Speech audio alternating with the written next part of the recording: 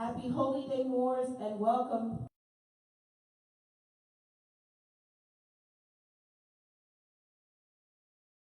Spirituality in an enlightened community dedicated to honoring the myriad of sacred pathways to the universal creator. We are a holistic center for spiritual grounding, free thought, self-discovery, and Moorish science, an awakening experience for all ages. We like to welcome once again our lecturer, Brother Abdullah Bey. Assalamu everyone. Assalamu alaikum. Eva alaikum. It's great to be back here today, this evening. And I trust that I provide shed some clarity on the topic. What is the Moorish nation? What is the Moorish nation? Now, there is a organization called the Nation of Islam. And some people will equate the Nation of Islam in the same light as the Moorish nation, which is definitely not the case. Is the Moorish nation a religious organization? Some people may think it is. We're going to delve into what actually is the Moorish nation. You often hear those who are members of the Nation of Islam refer to the Nation of Islam in short, as a short version, the nation. You hear the nation. You hear those who are members of the Nation of Islam will say the nation. Some don't say the Nation of Islam, but other words just say the nation. And so I think that presentation has a lot to do with people misrepresenting the Moorish nation. And so we need to clear that up. Now on the back of the Federal Reserve note, what people call, because of European reconstruction and social engineering, people have been falsely conditioned into referring to the one note as a $1 bill, or which is not. A dollar is a silver coin, so this is not a coin. It's silver, it's not a coin at all. So in the back you have the obverse, which is the Great Seal Pyramid, and underneath the Great Seal Pyramid, and we'll take one out. Underneath the Great Seal Pyramid, it reads, the Great Seal, Novus Ordo Seclorum, New Order of Ages, and then underneath that you have the Great Seal, the phrase the Great Seal. And below the eagle, you have the prepositional phrase of the United States. Now, people handle this every day and don't pay much attention to the Great Seal Pyramid. Donald Trump speaks under the eagle. Now, Donald Trump wears two headdresses, though not physically, but he wears two headdresses, means that he is functioning in a capacity of two positions. He's exercising the seat of the Moorish Grand Wazir. So he wears the headdress of the Moorish Grand Wazir of the Moors, the Fez, all right, as he is the current head of the Moorish nation. Huh? Donald Trump is the head of the Moorish nation? I thought Donald Trump was the head of the United States. I don't know, Abdullah, this kind of threw me off, because I thought Donald Trump was president of the United States and he's the leader and head of of the United States. And now you're telling us that Donald Trump is the head of the Moorish nation. Yeah, I said that. That's what I'm telling us. I'm telling you that. That Donald Trump is the head of the Moorish nation.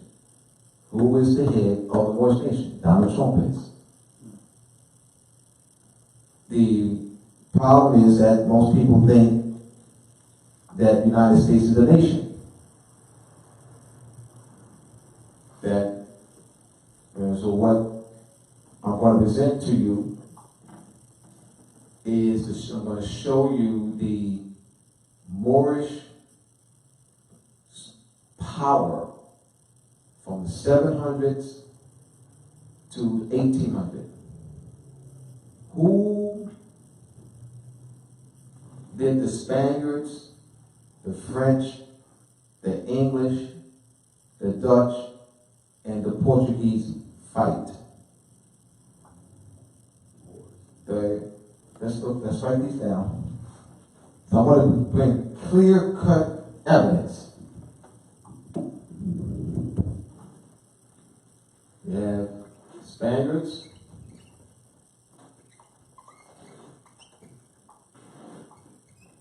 Portuguese,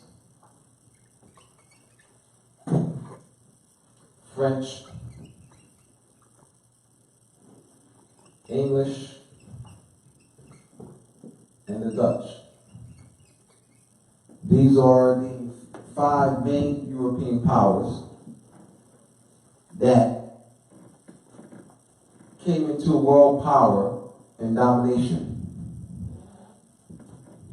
So we're looking at here this period, 1500s, Spaniards and Portuguese, and also French, 1500s. And this English and Dutch, 1600s. So the question is, how did the Portuguese, Spaniards, French, English, and Dutch come into world power? In the textbooks they write that they fought among themselves. You'll talk about the Europeans brought themselves out of the Dark Ages. That's what's in the textbooks. So have the Age of Enlightenment, the Renaissance. So children, today we're going to talk about the Renaissance, or the Age of Reasoning, or the Age of Enlightenment. And so you see all these Europeans in the textbooks. Don't see anybody look like me in your textbooks. So that's social conditioning. So he wrote us out of history. So we're talking about the United States. How did the United States get to where it is today? How did the United States come into world power and domination? You cannot start with 1776 or 1774 or 1607 or 1492. What did the textbook start with? 1492, right? So we're talking about, today, children, we're going to talk about United States history. And we want to talk about 1492, Christopher Columbus discovered America. And we got the explorers. We have the explorers, and you have the Portuguese setting up Portuguese colonies, what they now call Brazil, and Spanish colonies, and French colonies, and English colonies, and Dutch colonies. That's where they start with. So when you're talking about the United States, that's what you're talking about. That's improper. Rachel will mention the first English colony, first English settlement, 1607, Virginia. We start with that. We don't begin in the 600s and talk about the United States. So let's go back to the 600s. So I'm giving you a proper way to analyze this. We don't talk about the 600s when we talk about how the Europeans came into world power and domination. What was the condition of the Europeans in the 600s? We had the Black Plague, the Dark Ages, a high level of diseases. Europeans didn't bathe. Who brought them out of that condition of filth? Who brought them out of that? We have to place ourselves into history in order to understand what the Moorish nation is, to have a unequivocal, a complete, and absolute comprehension of what the Moorish nation is. We then place ourselves into history with the Europeans and show our position of power in relationship to the Europeans. I'm not talking about 5,000 years ago or 20,000 years ago when we built the pyramids. I'm talking about our position of power, economic, military, social, political, medical, educational, intellectual power in relationship to the Europeans. It's very important.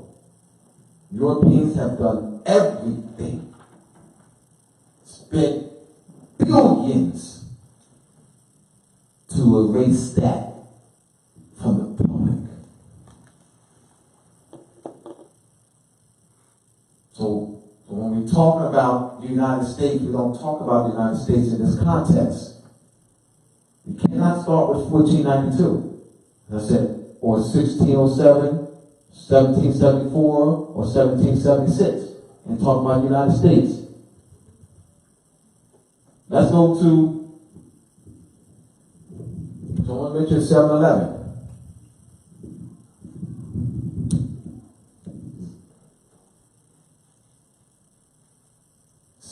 What occurred in 7/11?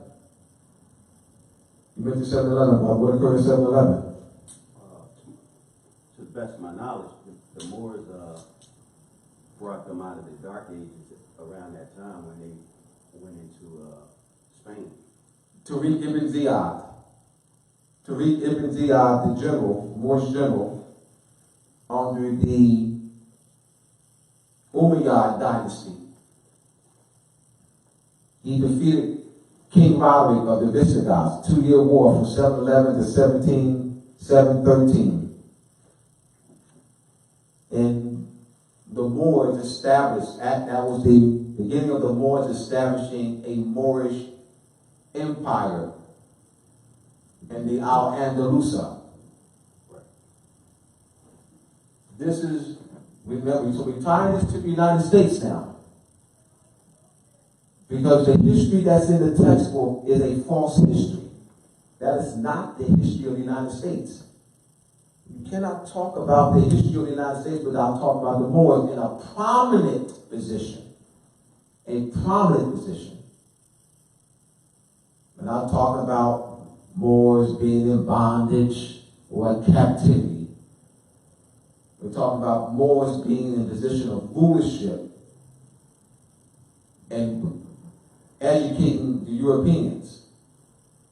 So we need to show how they got to where they are.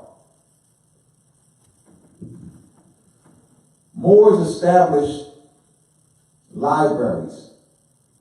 One of the big libraries that was established was in Cordoba. housed over 600,000 manuscripts. And during the 700s, 800s, and 900s, Al-Andalusia, Cordoba was the educational capital of the world. So remember, 700s, 800s, and 900s. The educational capital of the world. We taught Europeans, we made education affordable even to poor Europeans. Medicine, botany, irrigation, horticulture, paved roads, street lights.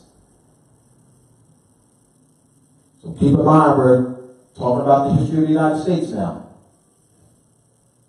How did the Europeans come into world power? This is how. Through the education we provided for them.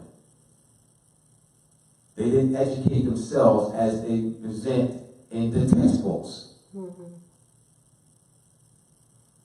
We educated them. We wrote surgery to thesis. So medicine was a huge area of education because Europeans were sickly, dying of diseases, so we had to reverse that. So botany, plant classification, they give the credit to Carl Linnaeus. Carl Linnaeus is later. Carl Linnaeus is 700s, 1700s. We talk about plant classification in the 700s.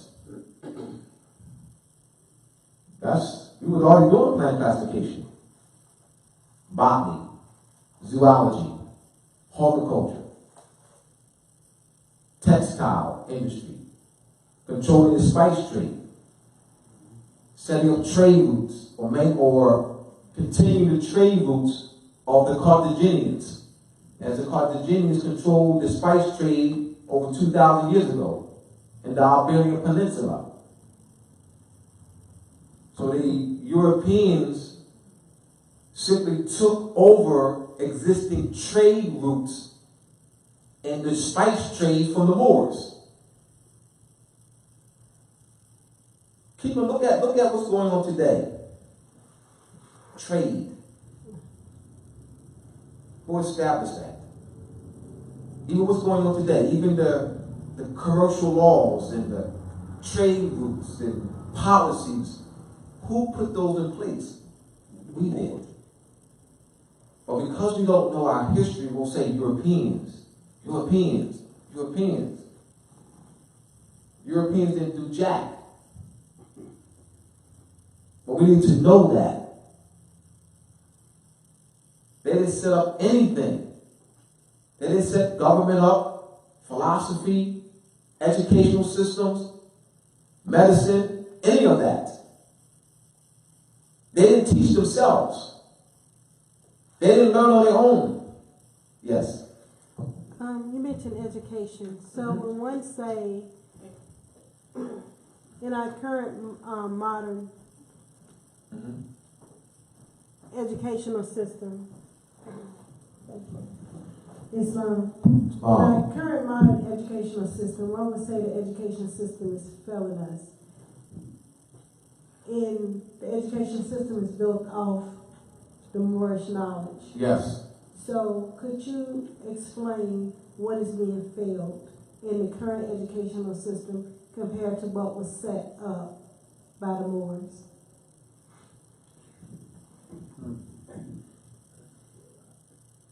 The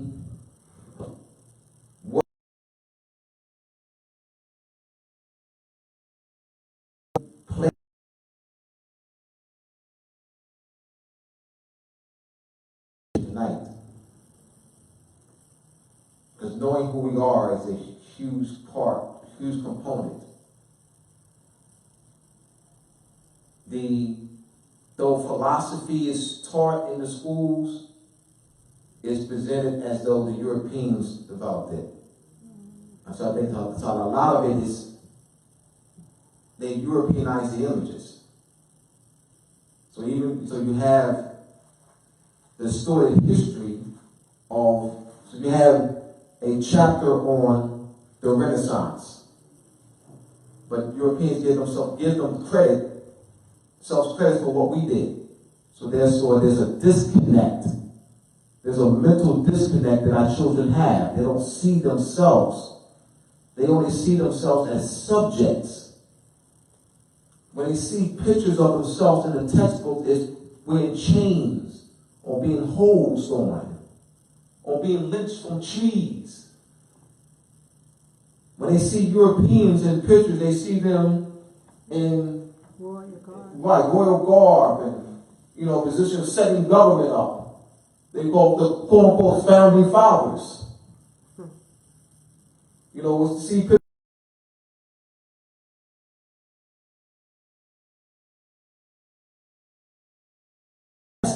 That is huge. That is so huge.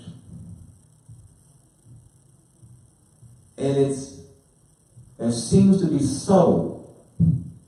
When they talk about philosophy, don't say the Greeks did it. So European images, Plato, Socrates, Aristotle. So you see pictures of Europeans. So I think that is missing. That is missing. We could go into the reading and they don't have to read. I don't even say that. I'm saying the history. Because that will inspire them. I think that will inspire them to want to know how to read. I would, to me, I think the history would be more important than the reading. But how do you say it? You were an etymology student teacher. Abdullah, I know I said that. I'm talking about motivation. Knowing who they are and that they set government up, that this is their government. Motivation, inspiring, enthusiasm. How do we inspire them? They don't see a future. Read. I'm going to be dead at 16. Read. Or a rapper. I'm reading for. I'll be dead at 18. Yeah, I'm going to read for. It's a waste of time. There's nothing that will inspire them. How do we inspire them? And we can just have this curriculum and all that, but what are they going to do with it? They don't see it translating to a better life. They have no knowledge of their birthright. Having knowledge of their birthright will inspire them because they have something to look forward to. They have something. That's what I'm saying. That history is vital. That's why I put a lot of time in the history, knowing who we are. Europeans put a lot of time in history. They have historical museums. And we have the Constitution Center. They spent a quarter billion, $250 million to build the Constitution Center. Where are we at in that? 250 million. A $250 million. Where are we? Oh yeah. Mom. We're going to the Constitution Center tomorrow. They got the African American Museum in Washington, D.C. You know what they talk about? Spaniards, Portuguese, French, English, Dutch, having the people in bondage. Yeah, the Spaniards, they had X amount of slaves and transported X amount of slaves. And Portuguese transported X amount of slaves. And French transported X amount of English transported. That's what they talk about. So, where's the knowledge of their birthright? Oh yeah, they took us from we don't know who we are because the Spanish, the French, the English, the Dutch, they took us from everywhere. You know what I mean? So now the lack of knowledge of their birthright. That is the missing component. Juali gave us the missing component. Questions? Any other further questions? I got one statement. Statement. Criticism. No. We don't know that the Moors enslaved all of those people for years, which is why they're so mad at us now. We held them for hostage, we held them for slaves, and they all have conspired against us because of that, and to this day they hold it against us. Keep up, and yes, you're there, you're right there. Keep in mind, we are prisoners of war. Yes. To crusades, they launched the crusades. We are prisoners of war, and that series of wars is called the Crusades. When they organized their power and set up night orders to fight against us. In 1070 is when they organized and launched the Crusades against us. So when you have the Fraternal Order of Police and the Ku Klux Klan are two night orders. You have the night order, Ku Klux Klan, it's a more modern night order. They have night orders that were established in 1100s, 1200s, 1300s. Then you have a night order that was established in the 1860s that's called the Ku Klux Klan. Then you have another night order called the Fraternal Order of Police. So, all right, so it's connected to Crusades. We got to place it in the context of history. The Crusades are still going on. The problem is we're not fighting back. What they're doing is maintaining. The Ku Klux Klan and the Fraternal Order of Police are maintaining. So you got to first capture them. You got to first defeat them. Put them in total captivity, subjugation. How do you maintain them? Ku Klux Klan, Fraternal Order of Police. They condition us to call it hate. They don't like us because of the color of our skin. You know. It has nothing to do with that.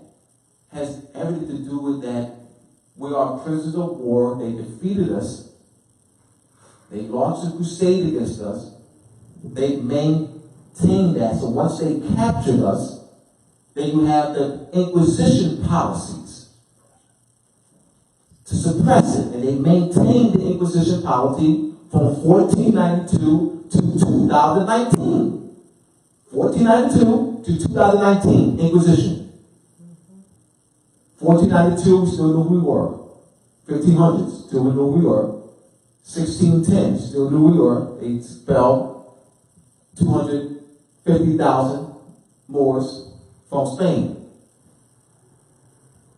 So now they put us in a state of civil death. Black is the state of civil death for a defeated nation of people. Black's not an identity. Black is the state of black. Well, black does. Black equals civil death. So you have a nation of people lost of all rights, protection. That's what black is. They condition us to falsely thinking that black's an identity. They perpetuate that among us. Now, the United States is in violation. How, Abdullah? How is the United States in violation? The United States has not done anything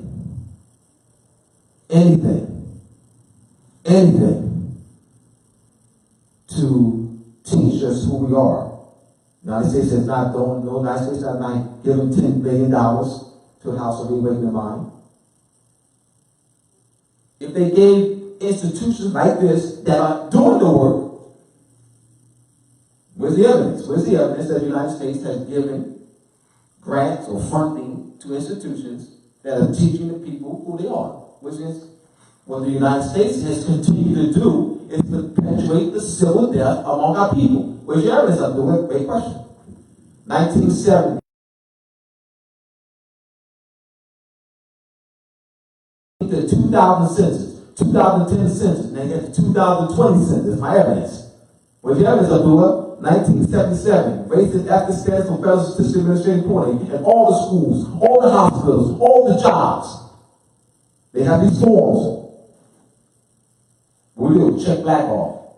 We never write it in. No one, we don't write, we've never written black in. We don't do this, what we don't do. None of us have ever done this. We've never gone to any job. We've never taken our children to any hospital or where we did this.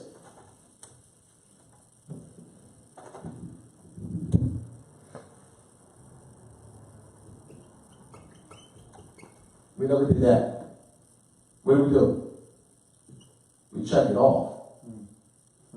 So what I'm saying, it shouldn't be on here. It shouldn't be on us there for us to check off. That is genocide.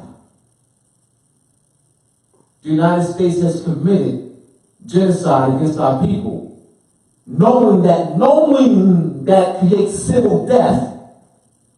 That creates civil death. That's their motive, is to create state civil death. The United States has not done anything. They use us as a tax base, force us into the schools, and don't teach us who we are. We can't leave. I'm saying we can't let them off the hook. I will dispute anyone who says it's not their obligation to teach us. What you mean? Hold on. Well, it's not their obligation to teach us. You mean to tell me that you can capture a nation of people, control their resources, sick dogs on them, burn down their communities? They continue to do it, and then you have no obligation? Force them to the schools, use them as a tax base, and don't teach them who they are? And you have no obligation? Control their government, their land, and you use your control of the schools and curriculum to perpetuate civil death with a false history and teach them a false status which perpetuates civil death. They have no obligation. What did the United Nations read? Article United Nations Human Rights Proclamation, Article 15, Section 1. Everyone has a right to a name and nationality.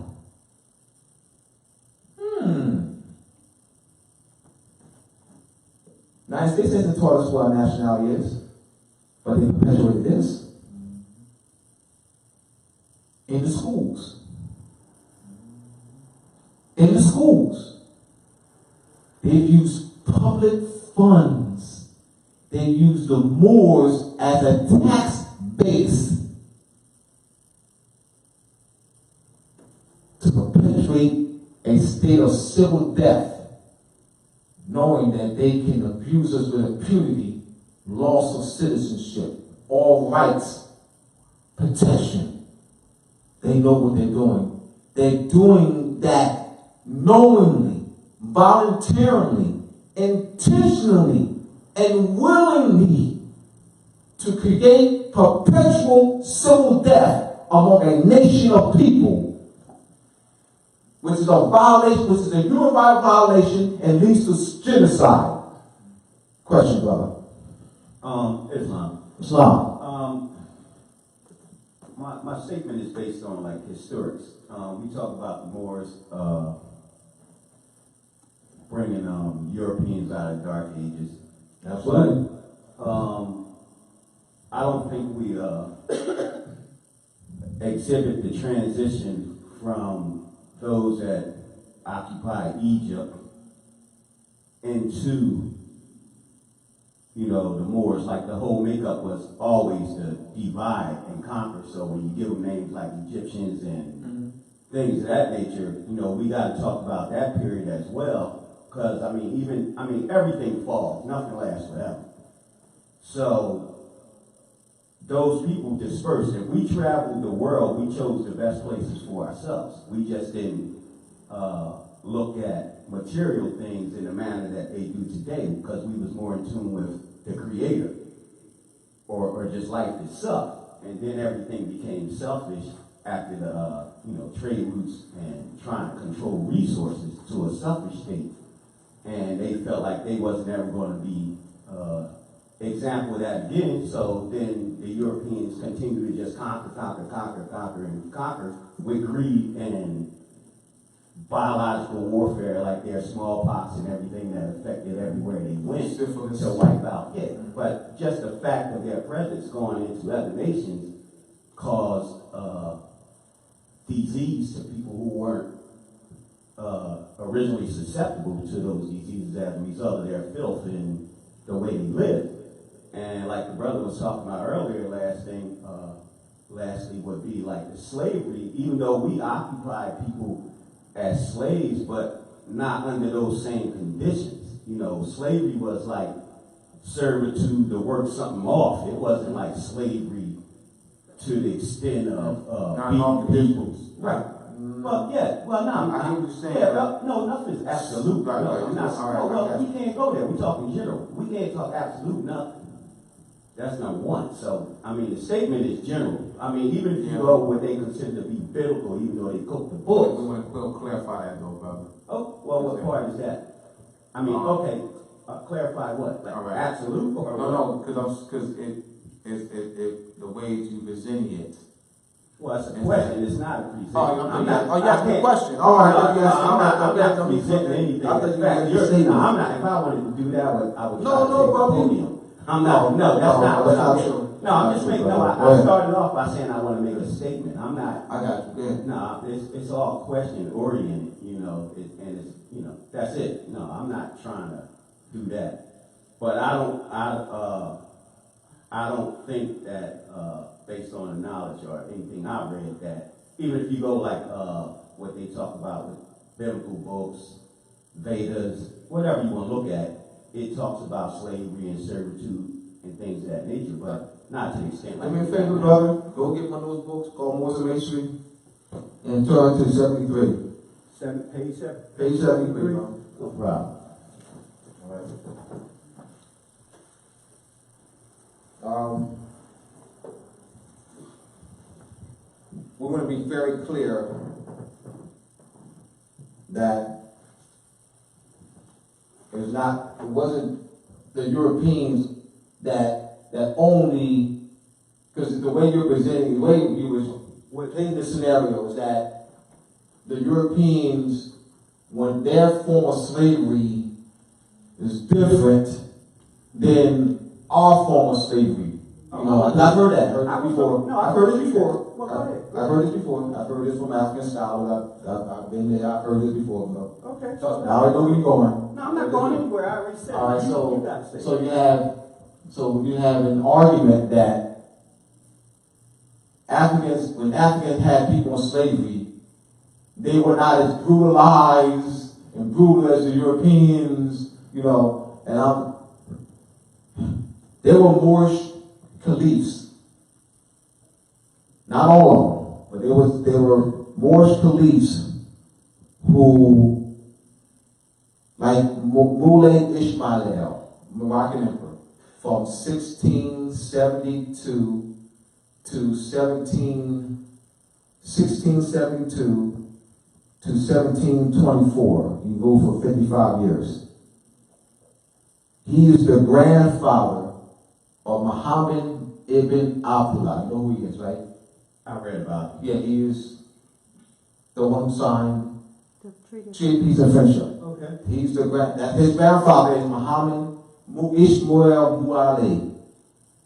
They call him, his appellation is bloodthirsty. Why? Why bloodthirsty? He cut Europeans' heads off. I saw that. I read So out of this, now that wasn't all the emperors and caliphs. So I just wanted to, so we gotta qualify at what time period, what emperor or what caliph, because we don't want to paint the picture that we're too good shoes, that the Europeans are evil and this and that, that's all this, and then we're too good shoes. Right? No, I didn't say that. I'm just clarifying. All right. So there are emperors. You have Murad II under the Ottoman Empire. Ottoman Empire? Ottoman. Ottoman, not Ottoman. All right, yeah. They Germanized it. Okay. Well, Osman, they Germanized it to Ottoman. okay, same empire. Same empire, just Germanized the name. They just Germanized the name. All right, Ottoman Empire. Yeah, Osman Empire. Yeah. So that's the family name. Well, I was stationed in Turkey. I'm aware of them. Yeah. Pronunciation. That ruled from this 1231 to early 1900s. That family, that ruling family, because a dynasty is a ruling family. Father, grandfather, great grandfather. That's what a dynasty is. It constitutes a ruling family. So you had and I told you in one of the books. We captured Europeans and held them for high ransom. There were European families. There were captivity orders that were established. Going back to the 1100s, two of them were established. One is France and one in Spain. The Mercedarians and the Trinitarians. Those two captivity orders, or they call redemption orders, were established for the purpose of raising large amount of finance to pay for the ransom of poor Europeans who could not afford to pay for the ransom to get their loved ones out of Moorish captivity. This was a major, let me finish, brother. A major issue throughout Europe. They covered this up. Major issue. There are Europeans who are poor, crying, children, their wives, pleading, writing letters, to the various kings and queens of Europe to intervene. So these captivity orders stepped to the plate, and they went on redemption missions to go to prisons where Europeans, Dutch and Spaniards and French and Aragonese and Castilians were held in Moorish captivity. There were some Moorish rulers who were more benevolent and kind. There was others who were not. Everyone's not the same, so you got some who were more harsh than others. So give me a minute, bro. I got you, bro. I recognize you, though. So I got you. I recognize. I just want to paint this picture here. All right, about the history that's not been told in the public. Because the Europeans want to paint this history that we had no power. Everything that the way they write the textbook, their whole motive was they wanted to strip us of the power. When we first, they write that African kings and queens sold Africans into slavery. So now that mentality, so now you're talking until we first meet the Europeans, and then how they write it in the textbooks, that we were already subjugated. Our first eyes on Europeans, who were already in chains. That's how they writing. See, they know what they're doing. They're planting that seed of inferiority. All right, go ahead, brother. All right, even with that, if the question is, of course it's not absolute, no one ruler is totally going to be like another ruler, or the fact that somebody did one thing for an extensive period of time versus 500 years of rulership by the Europeans. But even with all that in mind, if that be the case, what is our argument today as a result of being held hostage right now by the Europeans? I mean, we're in a state of Civil death. Well, it's all going to lead to death, civil death, but we're basically POWs within this land right now. No, not death. I didn't say death. You said death, didn't you? What No, I did you said say? civil death. Yeah, I said No. civil death. No, you Death. said no. You said civil death. Yeah, but and you don't- constantly use perpetuate. I'm saying death. Yeah, brother, because Hear you out. Not dead death. No, he Death. said and civil death are not the same. I stated civil death. I utilized the word civil first. Civil death. Right? All I said was it's all going to mean death. The statement is, okay, if we're under occupation, would you agree to that? That's a question. I'm asking questions. Let's clarify But I that. need to clarify something for those who are listening.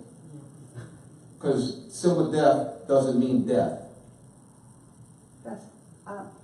No, I'm not saying that. That's not what I said. Okay. I said I understand civil death. What is what you said? Civil death. Yes.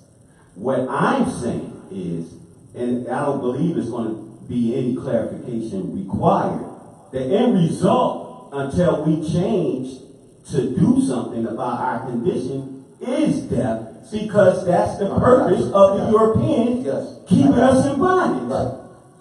Genocide. I got you. Exactly. I got you. All right, that's all I'm saying. So I mean, Thank I'm you, in bro. agreement that we, You're right. we didn't You're do right. everything right under our rulership, Right. nor are they. However, it seems that their occupation of rulership has been longer than ours, and we're sitting here in a state crying under our conditions, but we shouldn't be utilizing it in an evil sense to get out of our current condition.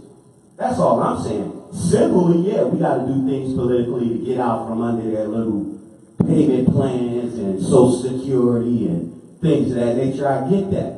And why I say ultimate death is it don't matter. It's not like put a dog in a corner. Sooner or later, he's going to fight. So we can come out as a people willingly by gaining knowledge through history and coming to organizations like this and getting that knowledge. Or the ultimate time will come where we're going to be put to the sword and we're going to have to make the real choice. And that'll be the bloodshed choice, and we'll do what we got to do at that time, should we be forced. So either you do it willingly or you're going to get it by force. That's my statement. All right. It's not that, because I don't want to put all the onus on our people, though, man. I don't want to put as if our people don't want to know. They don't want to know. I have to It's disagree. percentage, I would have to disagree percentage. with you, brother. I would have to disagree with you. Well, I'm here because I want to know, but I would have to disagree with you Well- that our people don't want to know. I would have to, Yeah, I would have to disagree with that. I would, yeah, I they would. don't want to know. I You know, said I that say it's not something like presented it's to them not- right. Absolutely, it's general. Islam. Islam. I would disagree that our people do not want to know, and I'm gonna tell you why. When you're seeking when you attempt to seek higher knowledge in the educational system, you're under the guise that you're getting true education. And then you come to a point when you have, mastered their degrees, such as your associate degrees, bachelor's degrees, master's degree, as well as PhD, you have mastered those of their educational system. You still have a void within you that still continue to seek knowledge. And as you still continue to seek and dig, you start stumbling upon the truth. Then you come to realize that what you thought you knew was education was not true education. It was indoctrination to keep you in a place of servitude so you can become the best manager, the best supervisor, to keep you a part of their system to where you will be in line, and then they would not have to tell you what to do to keep the other people in line. So I'm saying that to say that it's not so much our people don't want to know, our people don't know the truth. Because if you had to have a measuring stick and you provide the information to them to research, and they have already the information they have from the education system, something starts to happen, which means that layer starts to peel open, and then they have to now start looking at the truth in the reality of which we live, which is a false paradigm. So that's why I would say our people need to know the truth because they have not received the truth. All right, let me say this, continue. Thank you, Tamara. We go to schools. We go to school, we sit in the classroom. History, philosophy, English, geometry, so forth, phonics, whatever. They are giving us a false history. Preschool, pre-K3, pre-K4, kindergarten, first grade, second grade, third grade, fourth grade, fifth grade, right? So we're going to schools. So that means we're showing evidence to the world court, to the world that we want to know. Because we're going to schools. They use us in the tax base. All right? I'm just talking about sending our children to school. You went to school, Dr. G went to school, Bubba here went to school, I went to school, Tara went to school. That is evidence to the world court that we want to know. They are deliberately the United States who controls our resources, uses as a tax base. They have deliberately put a false history in front of us. I'm not talking about you going to YouTube, nothing. I'm not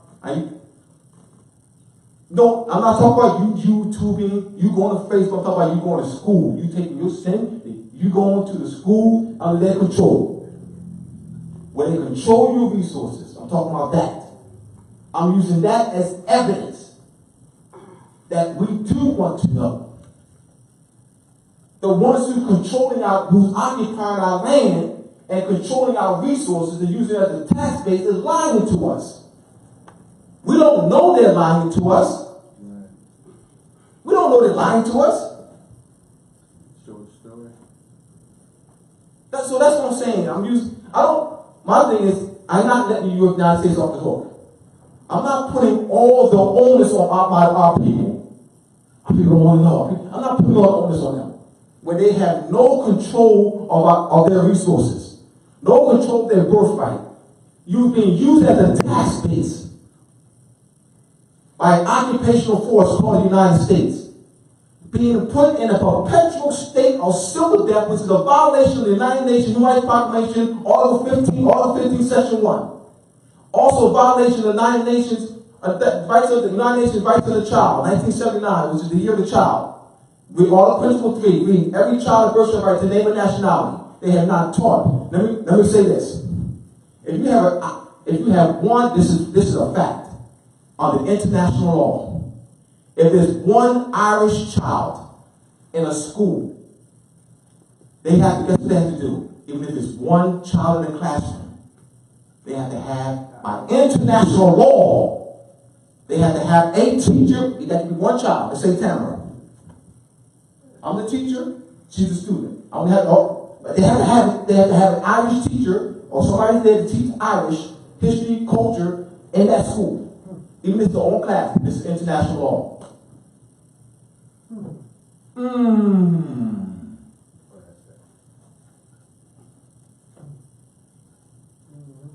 That's what I'm talking about. They have deliberately put a false history. So it's not like we are total zombies. that we're not doing anything. We are going to schools. Well, they control the media. I'm just talking about schools. I'm not talking about me. I'm just talking about schools. Well, I'm getting it. I'm talking about what their obligation is because they're using a tax base for the schools. I'm not talking about the media. Yeah, they control the media, they control the press, they control our books. So, show story. What I'm saying is, Great. History book says black people worked in the kitchen for the white people. They were very happy. I went home to mom. I said, is this all they're going to put in the history about us? Something was wrong. Total disconnect. I didn't want to know anymore. I knew they were lying. what I'm saying is, brother, I can't go to world court. I'm talking about going to world court. Right. I can't present an argument into world court and say they control the media. I'm saying I can present an argument in world court. They control the schools because they're using the media is not funded by taxes. The school is. So I would never bring the media up. I would bring the schools up. They use it as a tax base. Well, I was getting to the school books for that. No. I'm saying is, I'm talking about how do we shape an argument into world court? You can't use the media because the media is private. You have to use public. The schools operate by public funds. They're not obligated to the media. They're obligated to schools, so that's public funds. That's what I'm saying. I'm just talking about shaping an argument to world court. Sure. Yes, brother.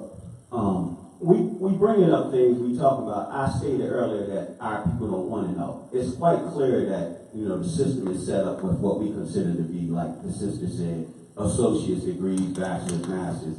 That's systematic and something that we know isn't true, which is why we're getting the true knowledge right here, right now.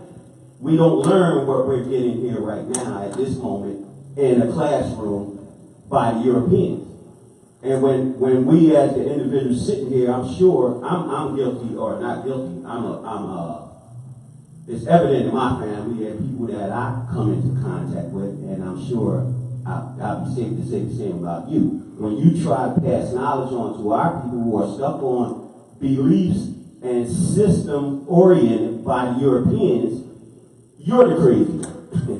I become the crazy one. So in that sense, I'm saying our people don't want to know. Not like, yeah, you could say we send our kids to school, but you send your kids to school because they say you got to send your kids to school. Otherwise, you try to send your keep your kids, teach them at home. Give me the argument in world court. Well, that's Give me the argument in world court now. Absolutely, that's jurisdiction. World court, it's not like I tell a friend the other day. I say, okay, we got a situation here. When our people in this country, we watch TV and say international news.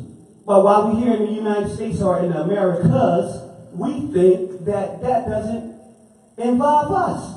But what international is everything. But we take ourselves out of the fold because we can go challenge things in the world court. But who wants to bring the case? Who has the fortitude or the leadership to take the case to make it to the world stage? We're gonna get it there, brother. Yeah. All right, let me. What I'm doing right now, brother, I am pretending I'm in world court right now. So I am objecting to what you're saying because I am pretending I'm in world court. Okay.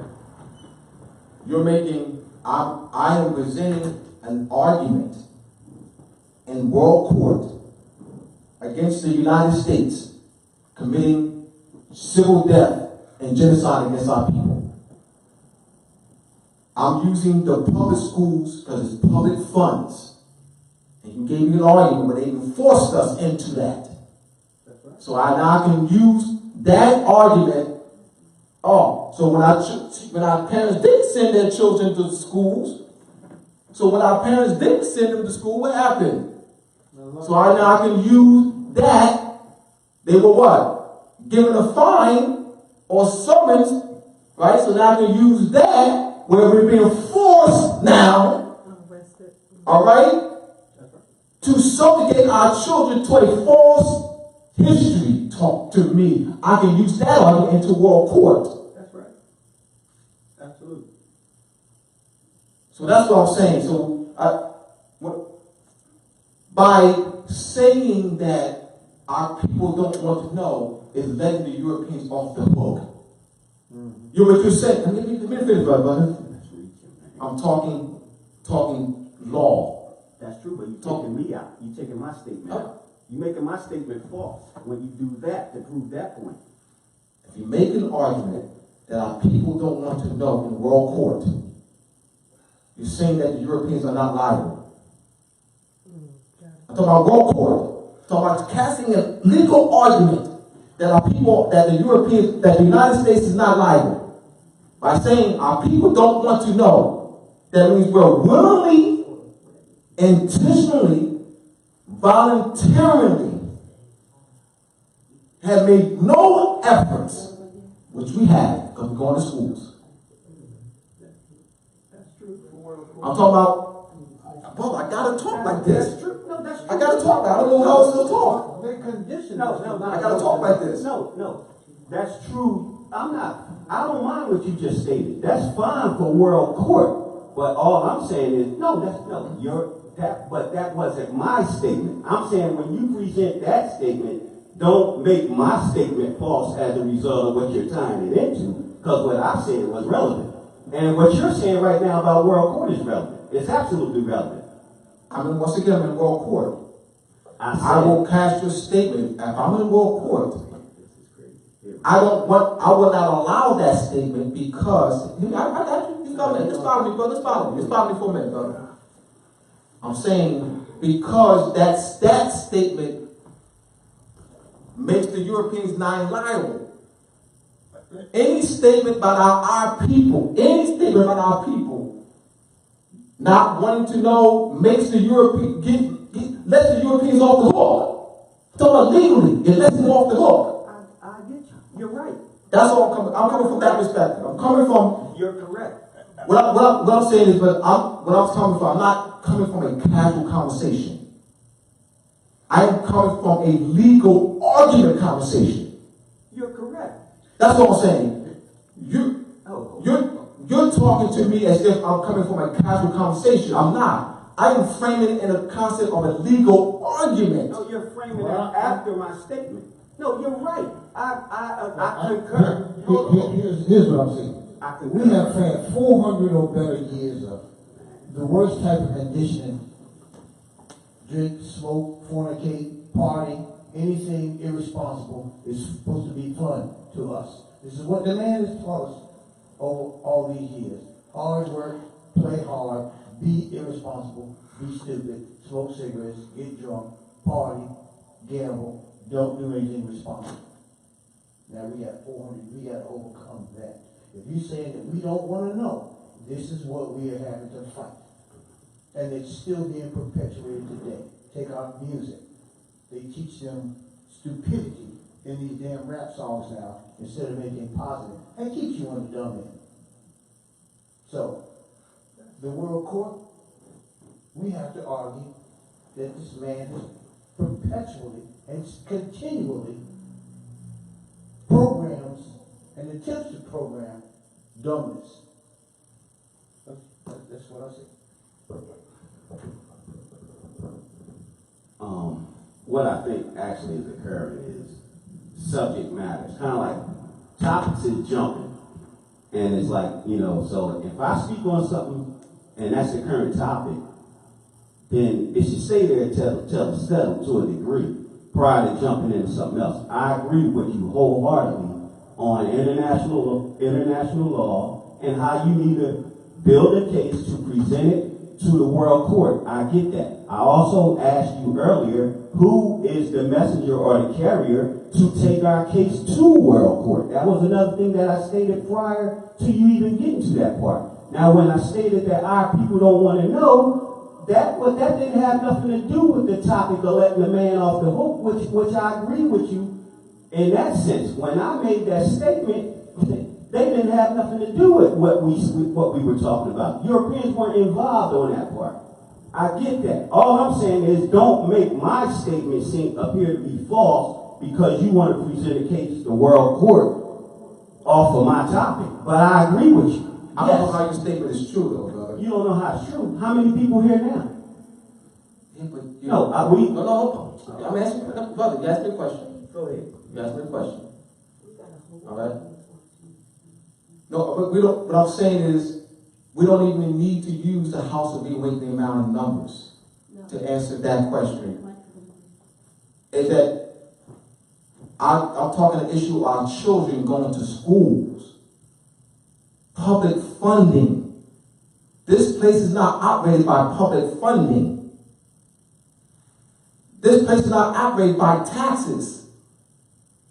I can't use this place to cast an argument. I'm talking about public funding.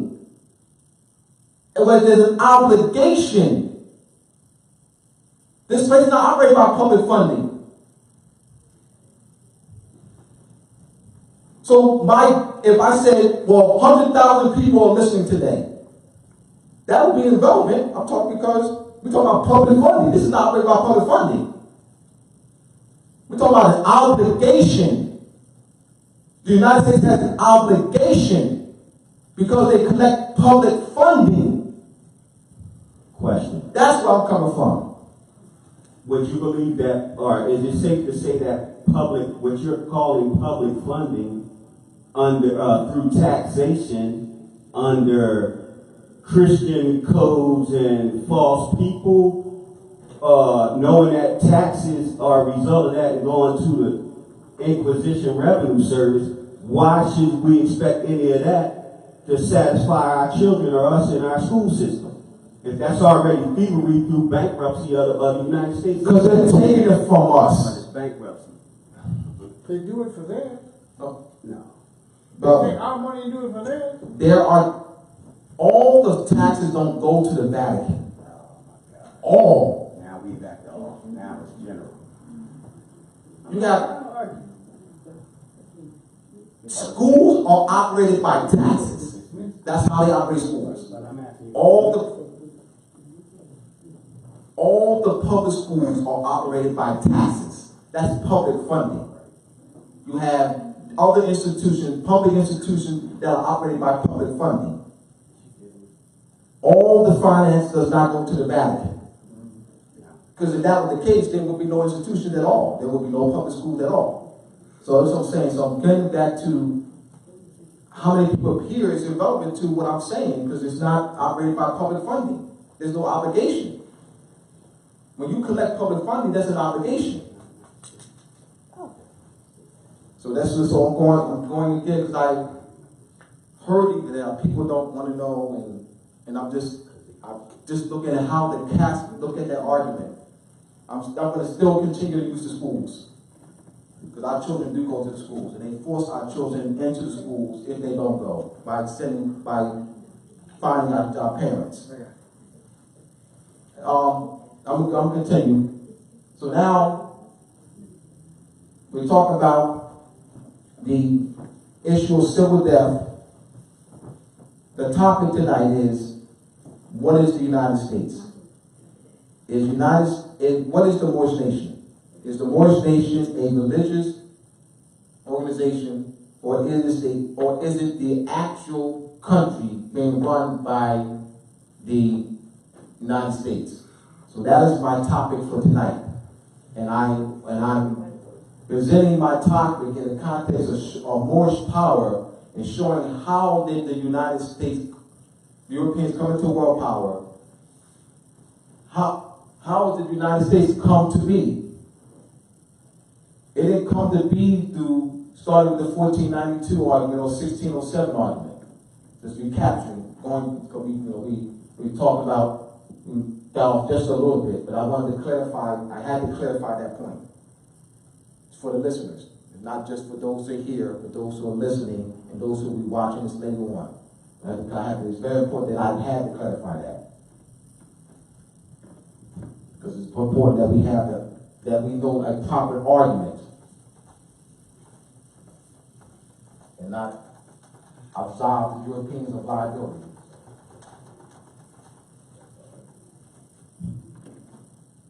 So you have, I'm go page 73, as I told the brother to get the book, Moors and Masonry, my book, Moors and Masonry. Page 73, for those who have the book, Moors and Masonry, the Moorish control of the area now known as Spain from 711 to 1492. James W. Broadman, who now retired, he's a historian who retired at the University of Arkansas. James W. Broadman, in his book Ransoming Captive and Transition in 1406, that's Ibn Khaldun, quoting James Broadman, Ibn Khaldun reports that in 1195 the Marwahad, all right, let me give you before I continue, because this is the Arabic spelling. This is the Latinized spelling. Almohad.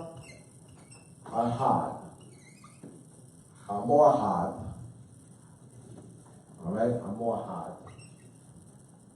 This is how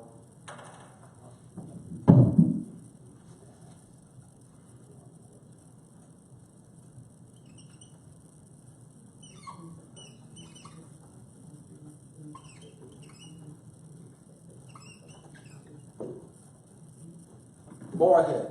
All right, so this has been transliterated. So we're looking at a transliteration here.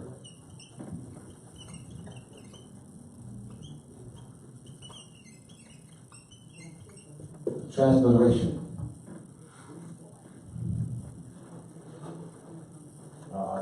Here it is.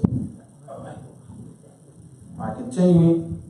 Ibn Khaldun reports that in 1195, the Almohad army took nearly 24,000 Christians captive near Baghdad.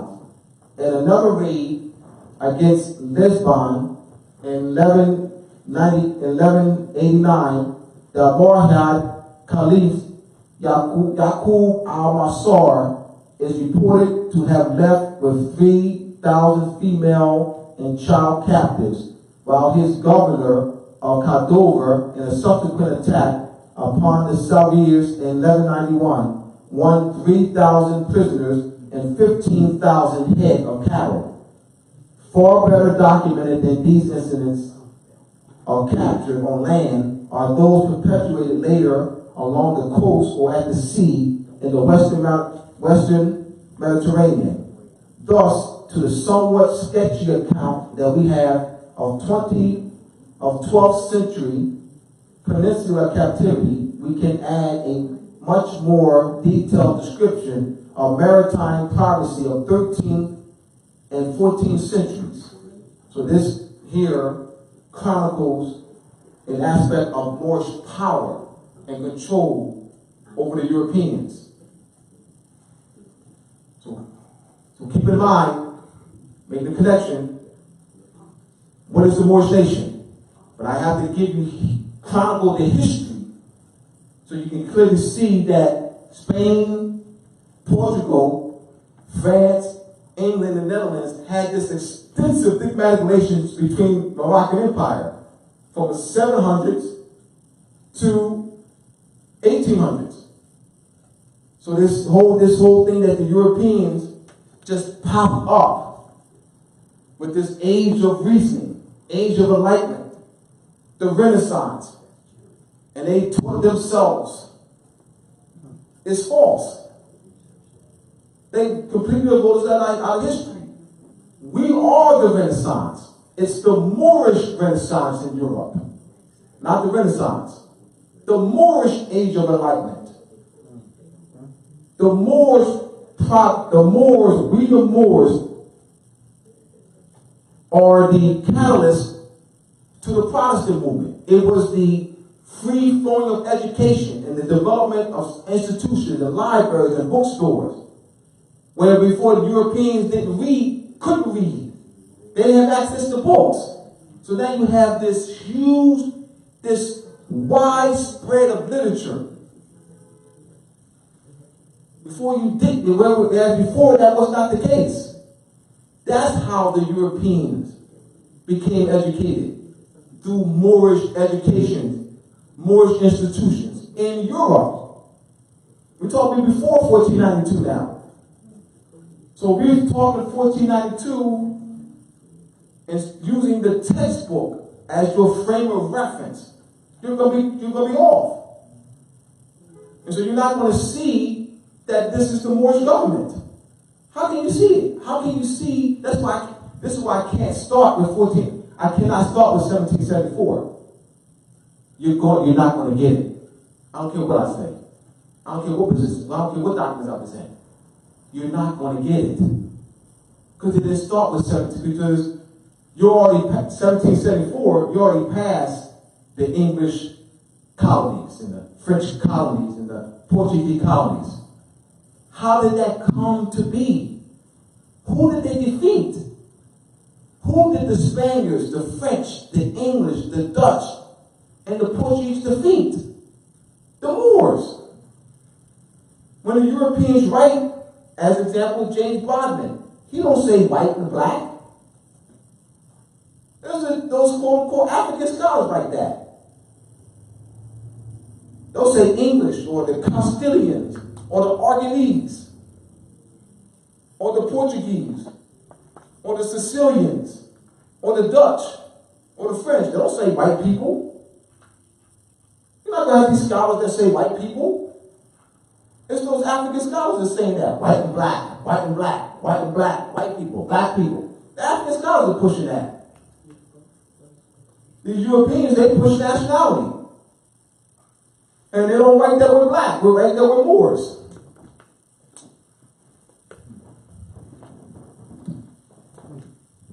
So continuing.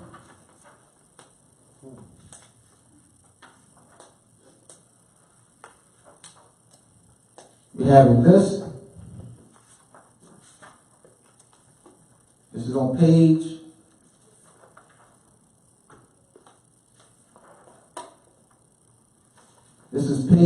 71 in Wars of Masonry. Between 1609 and 1616, 466 British vessels were seized by the Moors. All right, let me go into that.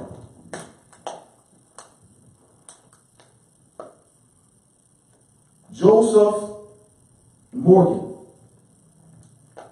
Morgan, a 16th century historian, very popular historian, well-known historian, Joseph Morgan. He writes that he saw a list, because they actually posted, the English and French actually posted, a list of the number of ships that were captured or seized by the Moors. This was a major issue throughout Europe, where Moors seizing European ships. There were newspaper articles that addressed this. This was not some little known information. You're talking about a huge issue of Moorish captivity capturing Europeans, where the Europeans could not afford to pay Europeans out of paying the ransom. So this was a major issue. So now you get this, you can see why the Europeans wear the Moorish fezzes in parades. You got to see yourself in history.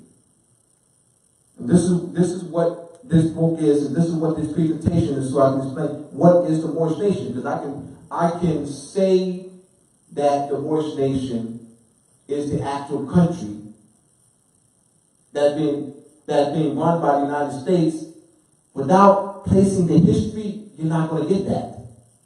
Why am I so strongly convicted of what I'm talking about? Because of my studies. That's why. And I wrote Moors of Masonry, put a ton of documentation in there to advance the people. So they can develop faster than me. Because they ain't got to do all this research. They ain't got to compile all this like I had to do. To be honest with you, I wish there was a Moors of Masonry book 25 years ago when I became conscious. I wish this book was out 25 years ago by somebody else, that I became conscious, and then somebody gave me the book. Shucks. If I had this book 25 years ago, written by somebody else, and check this out, Abdullah, 25 years ago, man, you kidding me? Shoot. I've been through it. And I'm not saying that 'cause I wrote it. It took me a lot. This is a compilation of documentation, years of research.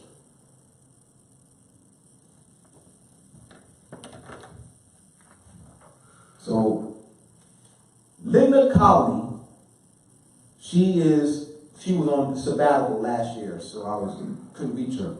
I reached out to Linda Colley. She teaches at Princeton University. He's a historian at Princeton University. And I found out that she took a year sabbatical she's back in,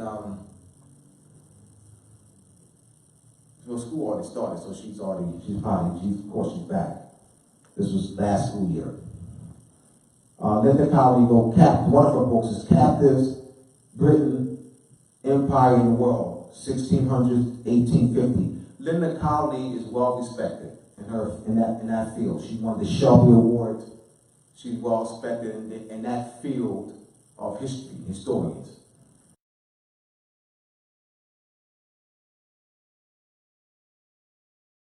At Yale, prior to teaching at Princeton. Her male cohorts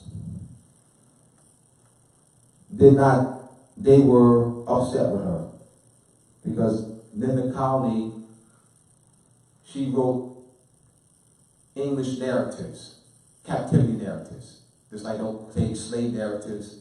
Well, there were those held in Moorish captivity who wrote narratives, about their experience being held in Moorish captivity. Linda Colley compiles that, all right, and she has that in one of the books that she wrote. So here she writes in Captives, Britain, Empire, and the World, 1600, 1800s. Between 1600 and 1640, the Moors seized more than 800 English, Scottish, Moors, not blacks. Let me read this again. She didn't say blacks. Linda Colley. She didn't say blacks. She didn't say between the Black Sea. She said the Moors. The Moors. She didn't say blacks. It's the African, quote-unquote, black scholars that are saying that. I'm proving to you. This is her writing. This is not, I'm quoting her.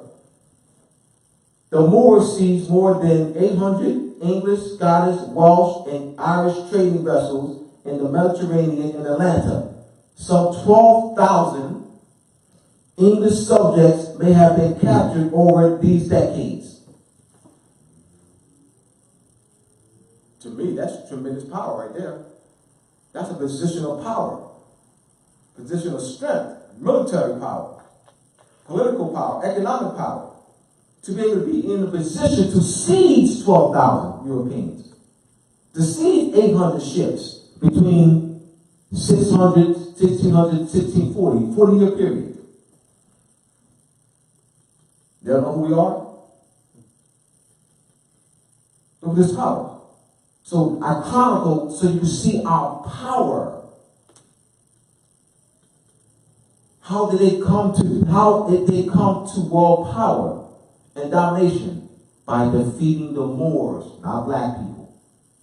Europeans don't write black people, they write Moors. And she's one of many European historians that I reference.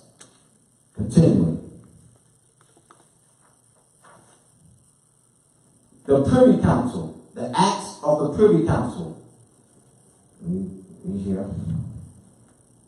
Riddle, Renwick, William, in his book, Half-Told Story of Real White Slavery. Now he'll hear here in the Privy Council they use English. That's his title. Half-Told Story of Real White Slavery in the 17th Century presents Acts of the Privy Council. This is primary sources. Act of the Privy Council. Riddell, this is April 6, 1852 to February 18, 1945, was a Canadian lawyer, judge, and historian. This is Acts of the Privy Council, Colonial Series, Volume 2. It is to be always borne in the mind that the English, as well as any other nation, and more than most, were actively engaged in the suppression of this piracy. They suffered probably more from this sea robbery than any other nation, any other people. The Algerians were notoriously ruthless, and it became somewhat common for the sailors to desert the ship when it was pursued by these pirates. It may be worth noticing that in 1670 it was thought necessary to pass legislation enacting, quote, that no master of any English ship, being at sea, and having discovered any ship to be a Turkish ship, pirate or sea rover, shall depart out of his ship upon any pretense whatsoever, lest by his detention on board any such ship, the safety of his own ship be hazarded. Marines and inferior officers were forbidden to refuse to fight in defense of their ship or goods, and provisions was made for penalties proportionate to their offense. What they were doing, they were banning ship. So they had a right in the Privy Council. You had to fight to the death. They ain't banning no ship. And you're in trade up to the Moors. Right. This is the Privy Council. So, let me, So why they hate us so? well, the issue is, all right, let's look at what the issue is. You say, why they hate us so? Let me address that. Because I know, because we've been conditioned with that. They don't like us, they don't like us, they don't like us, they don't like us, they don't like us, they don't like us. And my position is, I don't even care. Right? Hate us, hate me, hate me, hate me, hate me, I don't care. They don't like me, they don't like me, they don't know nobody like me, no one like me, we don't care. Who did that? That's Jason Kelsey. No one likes me, no one likes me, we don't care. I don't care. I don't care they don't like us. Stop getting them to like us. Stop it. I don't care. I don't care. Abdullah, what do you care about? That they're controlling our resources. They're occupying our land. They're running our government.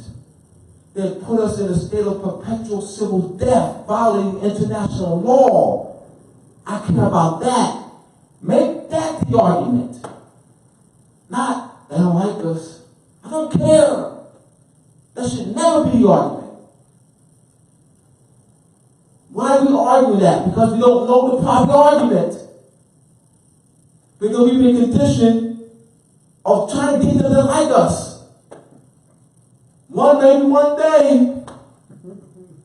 my 4 little children,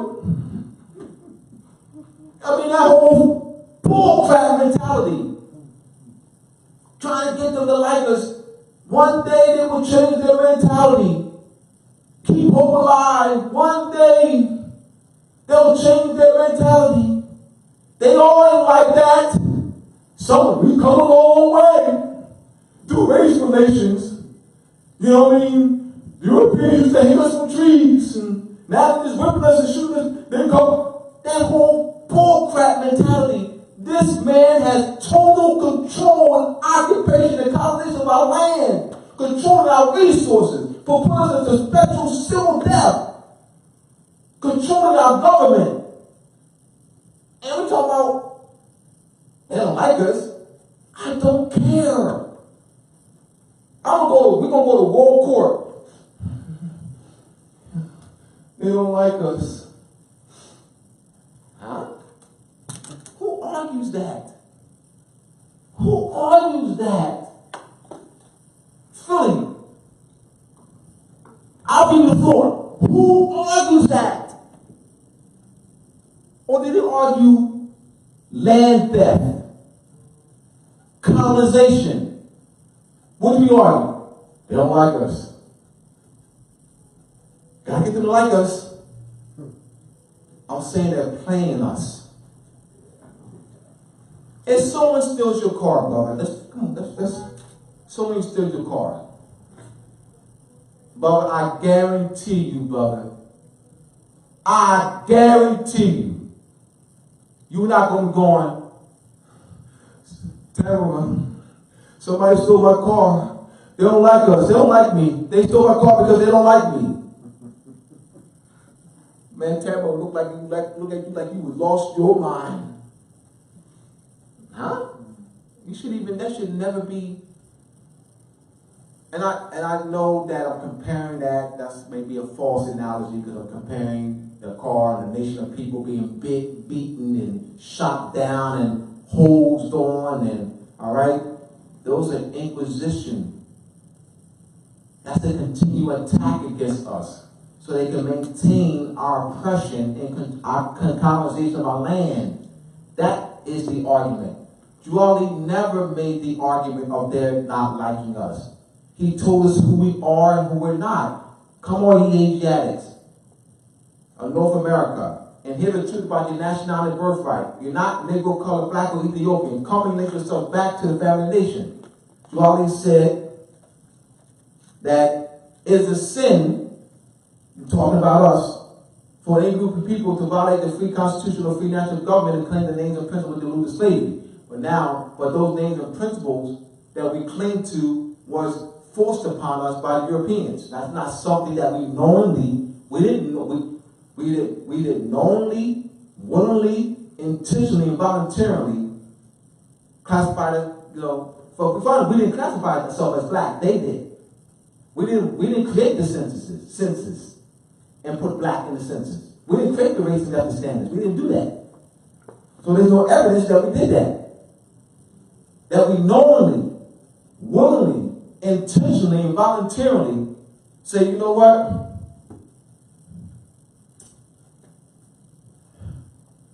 We ain't gonna call ourselves the Moors anymore. Where's the evidence that we did that? As a nation of people. Where's the evidence as a nation of people where we went through, there was a plebiscite. There's a plebiscite and we went to the polls. It says, Moors will no longer be called Moors. Moors will be called black. Now we wrote that. Now we wrote that. And then we do a plebiscite. Now we go to the polls. And yes or no? Or yes. Moors will no longer be called Moors. Did we do that? Because the only way that can stand is that you have to show me evidence that we did that. That we knowingly, willingly, voluntarily, intentionally, while we were still in power, because anything that's done in subjugation, if you're in captivity, anything that's done in a state of captivity is void. So in order we had to be in a position of power all before being in captivity. Yes. No, I was just gonna say, when we, Cool. how they put that black and I'm black and I'm proud. Oh yes, thank you.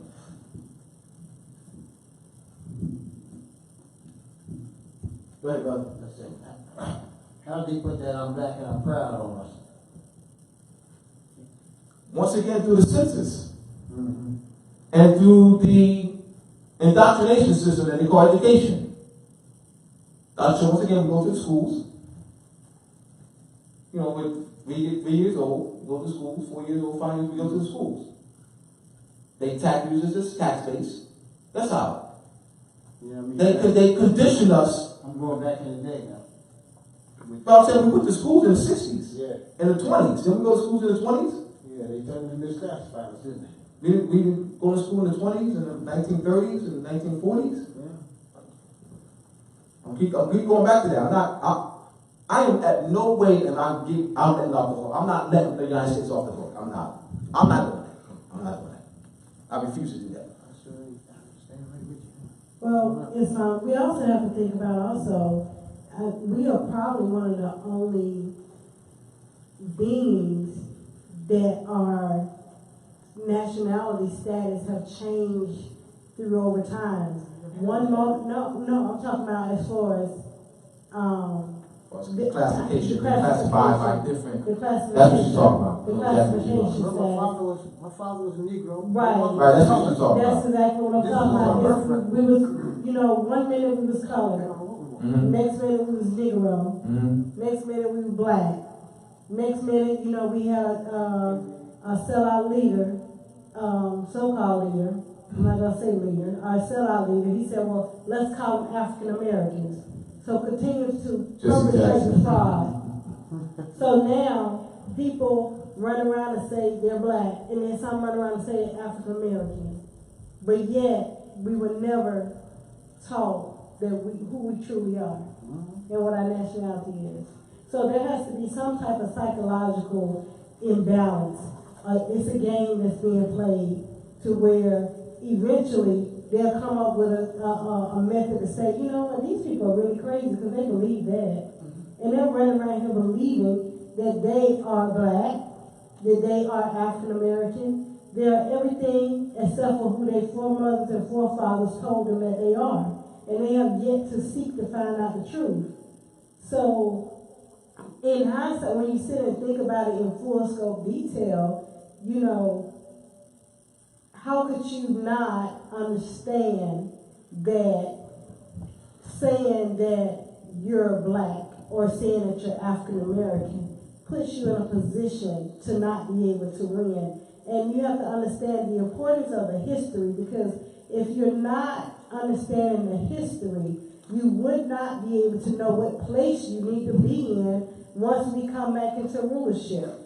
Our people do not understand the workings of our Moorish government. What position would you want to be in? What would you like to hold? How will we hold not just elections, but they have selections, where we would not select in a republic, and we will have the voting of the people that will make those decisions. So we have to understand the history that has fallen, that must be restored, and we have to know how to operate in that, because we wasn't taught how to operate in that.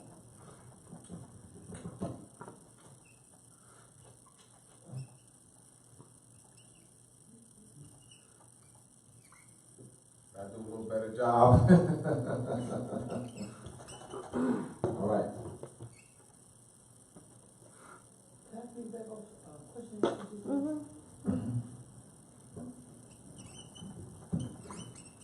Peace. My question on top of a question is, what about, not if you were taught, but how about to the ones like me who have never forgot and just was like always a free spirit going with the flow, and then when you say, oh, stop, hold, you're trying to hold me back, and I'm looking at you like, wow, yo, you showed me the way. Now that I'm stepping up and want to be in your position, you should want to be higher than me now, right? So I know my position. I ain't never stopped learning. It's the people saying that, oh, I'm not a crank, but you are a crank because you still hold me back, because every time I'm telling you I'm growing, I'm showing you I'm growing, but you're still asking me the same thing. You're still showing me the same thing, but I'm showing you something different, but you're saying I'm changing. Of course I'm changing for the better. But when we change for the better, and then that one next to you is still saying, well, what are you doing? And you still asking the same question, well, aren't we supposed to grow together? Like, yo, it's not about what you've been taught, it's about what you know, because I ain't never been a believer. I always knew. And if I didn't know, I was always taught to ask questions. And I will. And nowadays, you ask a question, and you get looked at, well, why are you asking me this? Why are you asking me that? Well, I was taught to ask my question. I might look younger, I might look older. It's a lot of stereotype and a lot of judgment going on without even being the thought of it the thought of it, you know, if you feel what I'm saying. All right. Anyone else?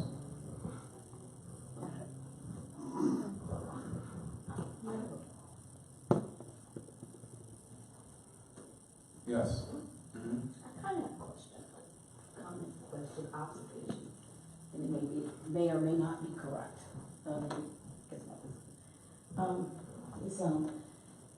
Well, you were way back in the beginning of the presentation when you asked about questions. I had this thought, and then kind of things went another way. But I want to make this because I got a call today from somebody. Get a bunch of calls about people about the temple. And my question has to do with historically why I think I know why the prophet went to the churches or kind of pulled from the churches originally to, when he was come on the Asiatics, he was pulling from the church because there we already had organized groups or bodies of us. True.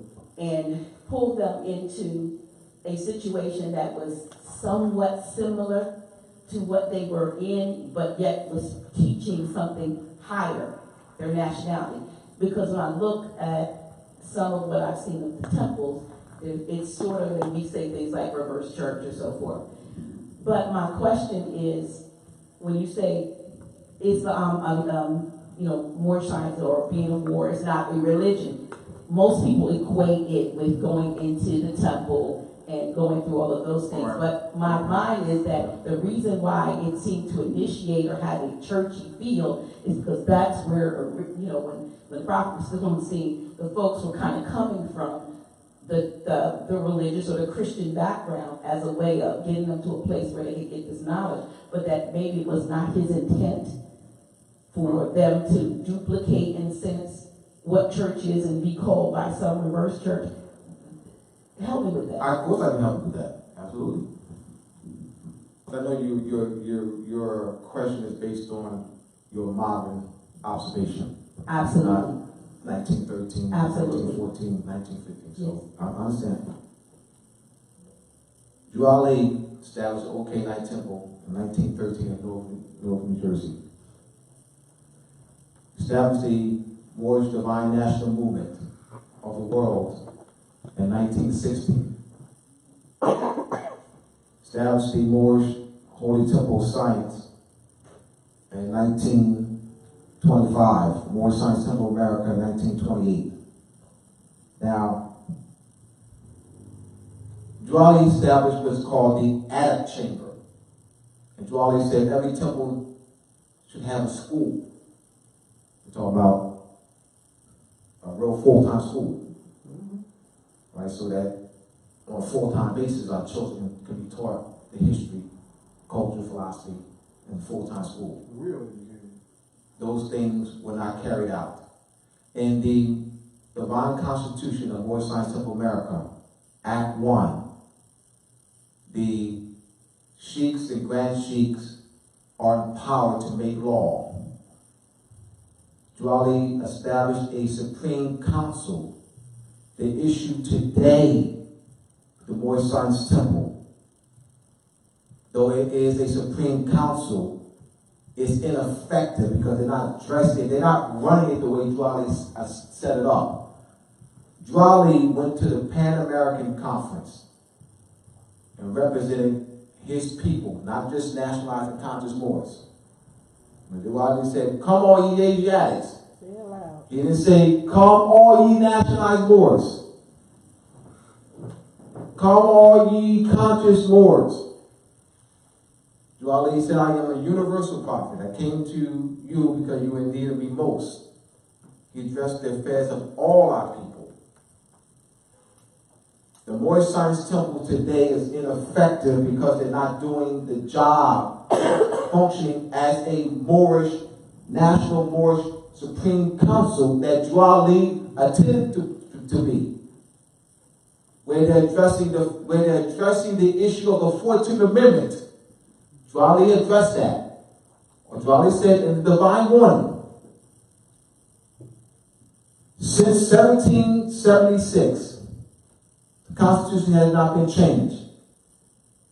Therefore, there's no need for the 14th and 15th Amendment for the salvation of the citizens and my people.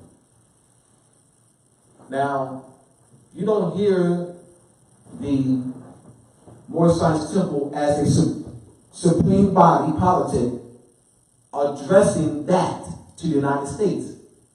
The United States, or addressing in the World Court, they're using the 14th Amendment to subjugate the Moors. Are they do that? Let's talk about what it should be.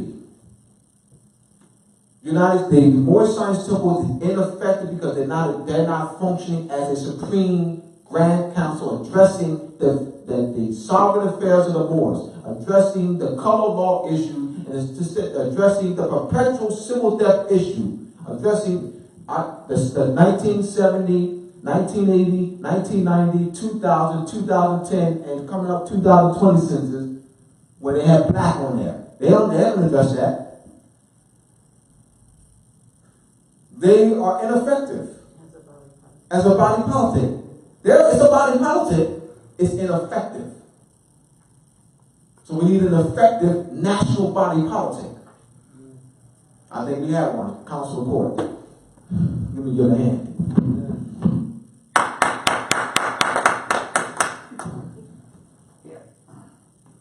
I said ineffective because Moorish Science Temple is a body politic, but it's ineffective.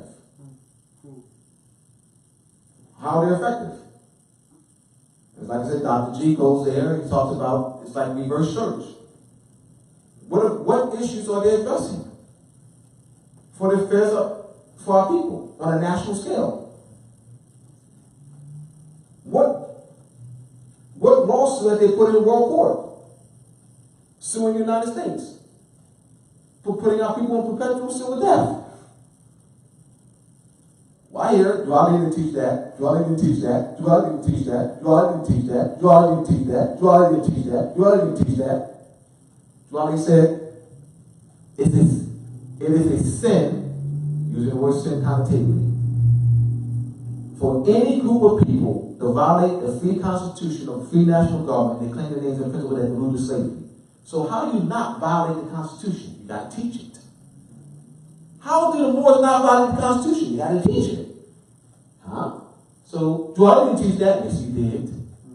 So if he says it's a sin to violate it, don't you got to teach it?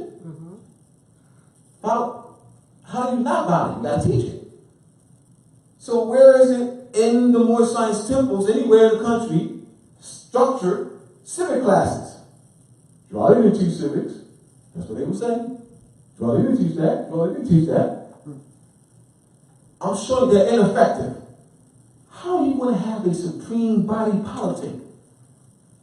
Going to say that Joali didn't teach civics, and to teach civics is not what Joali taught.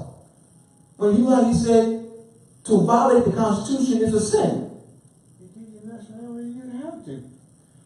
Bo, it's COINTELPRO. Yeah. Come on, Russ. Let's not. This Don't cover. counterintelligence, Bo. Don't. I went to When you hear that, I ain't arguing with them. Oh, counterintelligence. I went to Washington. Counterintelligence. I didn't see it. Because that's what the counterintelligence was put in place to do, to counter Joali. They're doing a good job, Moorish Science Temple. Keep doing it because you're counterintelligence. I'm saying it publicly. That's counterintelligence. To say that Joali, to attack anyone who teaches civics No school, no paper. is an act of counterintelligence operandi. Let's not be naive, y'all. Let's call the Moorish Science Temple out and call it for what it is. You have been infiltrated by counterintelligence. And we ain't going to stand for it. And we're going to call you out. We're going to call you out. I'm for my people. So if the Moorish Science Temple ain't for our people, move them out the way and put something else in place that's going to address the national affairs of our people. Islam. And stop pussyfooting around with them and, you know what it is, and they don't understand and all this and all that. That's counterintelligence. FBI infiltrated all the Asiatic organizations. The Moorish Science Temple was not absolved from that. So that's what you're hearing. And those parents, now you have those who parry that because they've been brought into the corruption of the Moorish Science Temple, that counterintelligence of the Moorish Science Temple. So somebody who's brought into that corrupt counterintelligence culture of the Moorish Science Temple will say, well, I didn't teach that, well, I didn't teach that. All they're doing is that they're part of that. They bought into that whole cultural corruption. We gotta call them out, man. And we call them out publicly, we don't care. Yeah. Because they don't represent us. How are they going to represent us? You going to say you are that we teach the civics, you want to attack us. How do you represent our people when you attack those who teach civics? How can you? How do we not violate the Constitution? All right, no problem. Grand Sheik, no problem. I'll give you the floor. Grand Sheik is whoever. I'll give you the floor. Tell me how we not violate the Constitution. What do you have to put in place so that we will not violate the Constitution? I don't know everything. You tell me. Because you said it's a sin to violate it. So how do we not violate it? So teach me so we don't violate it. Then you got to teach civics. That they say that you already didn't say teach. And will attack you if you teach it. And say you already didn't teach that. They represent us? Oh, thank you, brother. I'm not talking out my butt. I'm not talking about my butt. I'm not going to call them out nationally and then not be able to support what I'm saying. I'm not talking about my butt. I'm not, because I ain't got time for that. You know, thinking that they're representing our people and their counterintelligence. Don't hold your breath, y'all. You got 100 years to waste. Well, you be waiting on them. You got 100 years to waste. You think they're going to come around? Don't hold your breath. Because they're part of counterintelligence. And don't get them, don't let you fool you and say they really for our people. Yeah, right. Because they will be more progressive. How is it that and which paper Duality put out? Where's the newspaper? Where's the Moorish guide? Where's the schools?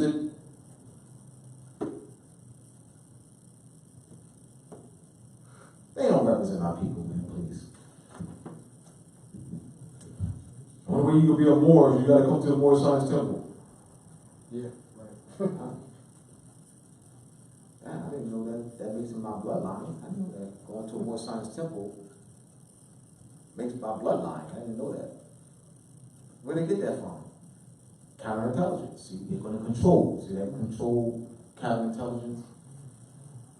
In order for you to be a Moor, you got to come to a Moorish Science Temple. That's the most ridiculous statement anybody could ever make. A bloodline is determined by you going to a Moorish Science Temple. Yes. Thank you for the question. I did address this last night on. Okay, I didn't know that. But No, I want you to still because that's crucial. This house will be waking the mind. I had an interesting conversation with a well-meaning brother today from the Texas territory, and he was calling me about sending a sister to the temple in Houston. I think he must be a truck driver, so he's not always in the same place all the time. Right. And so he had told me a while ago that when he mentioned, Grand Sheik, and that's where many people get their first introduction to Moorish science of being a Moor. Yep. He said, it wasn't met. One temple, it was absolutely flat out. They were like, you can't listen to that stuff.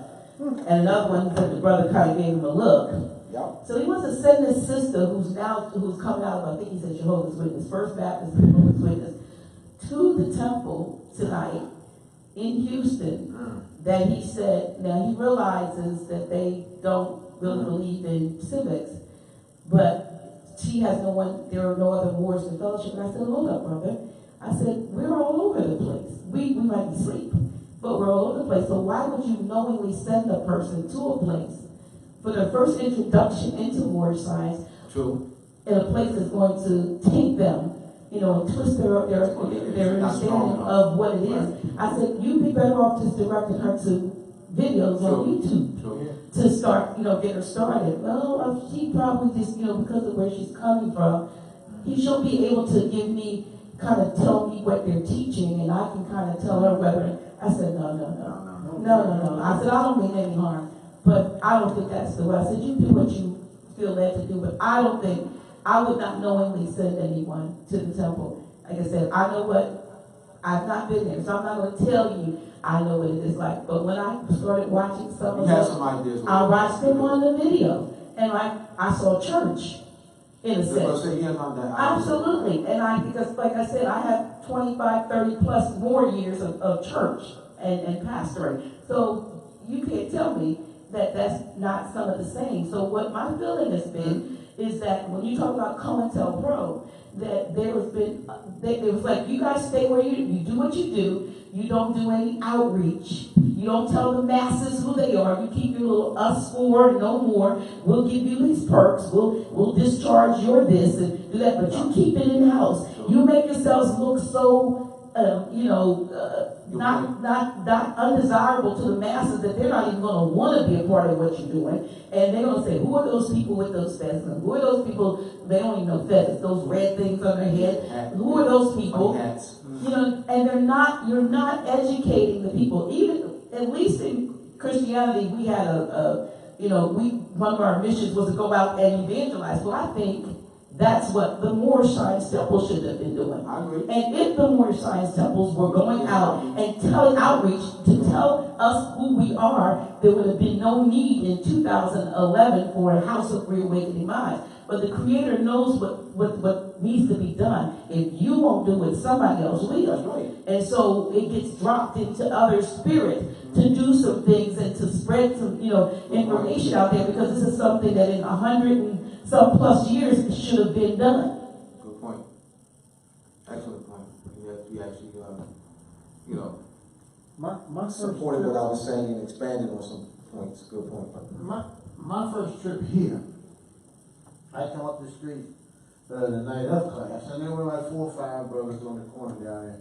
And I'm wondering to myself, do you all know what's happening right up the other end of this block from you?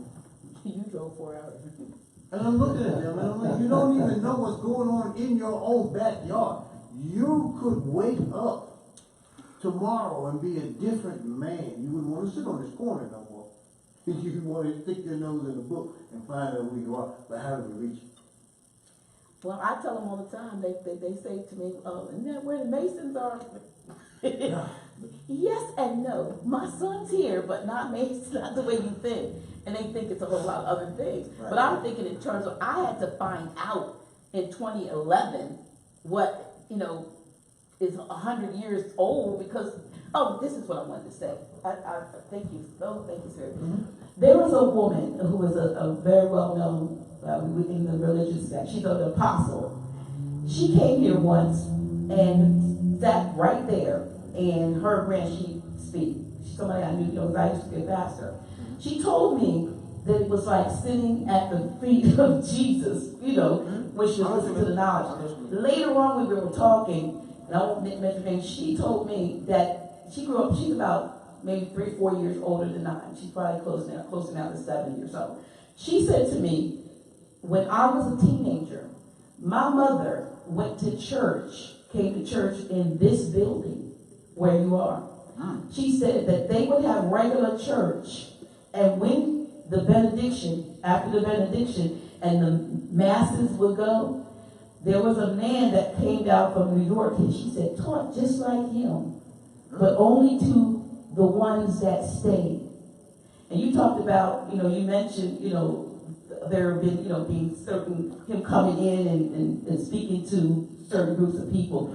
They told me that in this building, she said, my mother would be right at home here. She's a Christian, but she said, my mother went to a church in this building, and they had the same kind of teaching that Grand Sheik was teaching, but it was after the benediction. In this building. You just said that she was a Christian.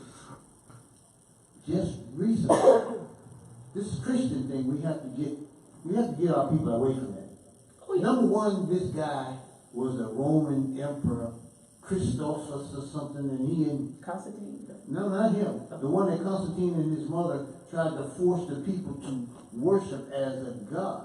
He was a Roman emperor, and he was, there's a gentleman on YouTube, a pastor, did the whole thing about this Christianity guy.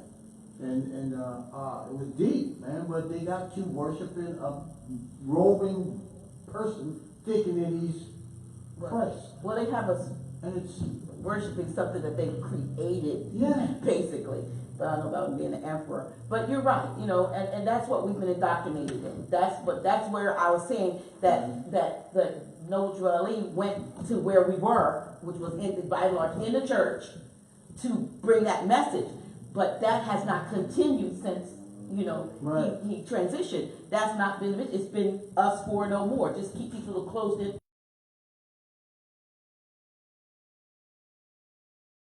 Telling them that you can extricate yourself from the tax oppression, from these people owning your land. You can get your own land back. You can drive without a license. Well, you can do that anyway, but you don't know that. But there's education here that you don't know that you should know. It's for your personal protection, for your personal life uplifting, bettering your life. I mean, man, you just been listening. Yes, ma'am. So we have United States embassies have been set up throughout the world. Now that's done under the sovereignty of the Moors. They use our Moorish sovereignty to set up United States embassies, to set up United States consulates, and also to send ambassadors and consuls to various countries. They have usurped our national sovereignty, Moorish sovereignty,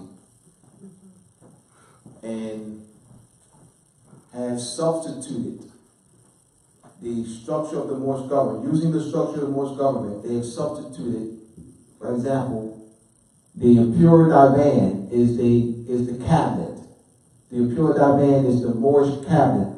So they substituted the Imperial Divan for a presidential cabinet. So the Grand Wazir or head Wazir is now functioning is Donald Trump. Donald Trump is functioning in the position of the Moorish Grand Wazir. So this structure was already in place. They just simply substituted names. They used the names secretaries. We use the names Wazir. So I give you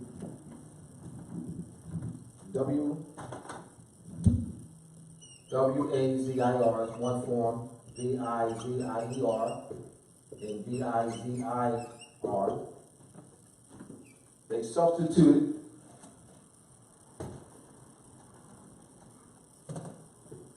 secretaries.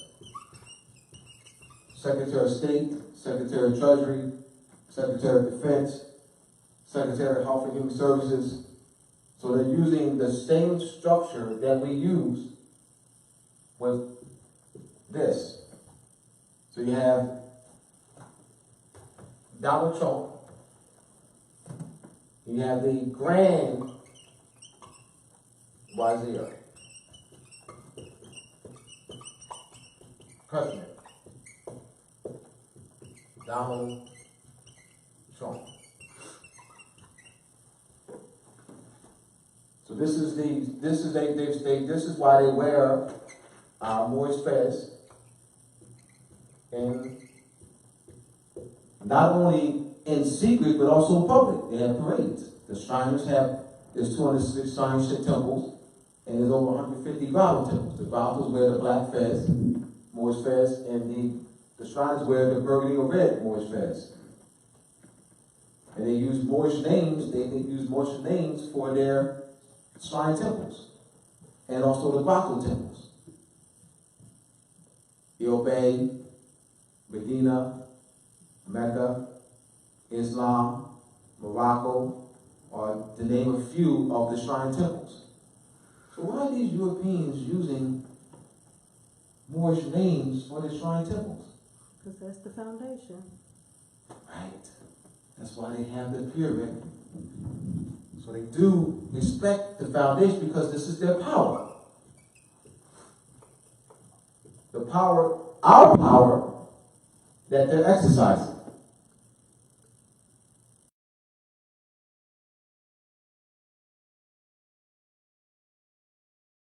This is their stuff. You know, we got to, practice our own culture. Be honest with you, kinfolk, there's no other culture to practice. You can't practice European culture. Why not? Because they're imitating ours. Thank you, because it don't exist. So in aspects, we are practicing our culture. We are practicing some aspects of our culture. We are. Paved roads. Let me give an example of our practicing aspects of our culture.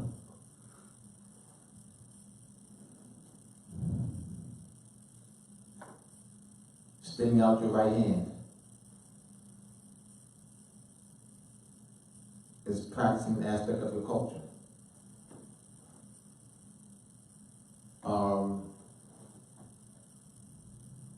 Putting your hand over the heart, pledge allegiance, is practicing an aspect of your culture.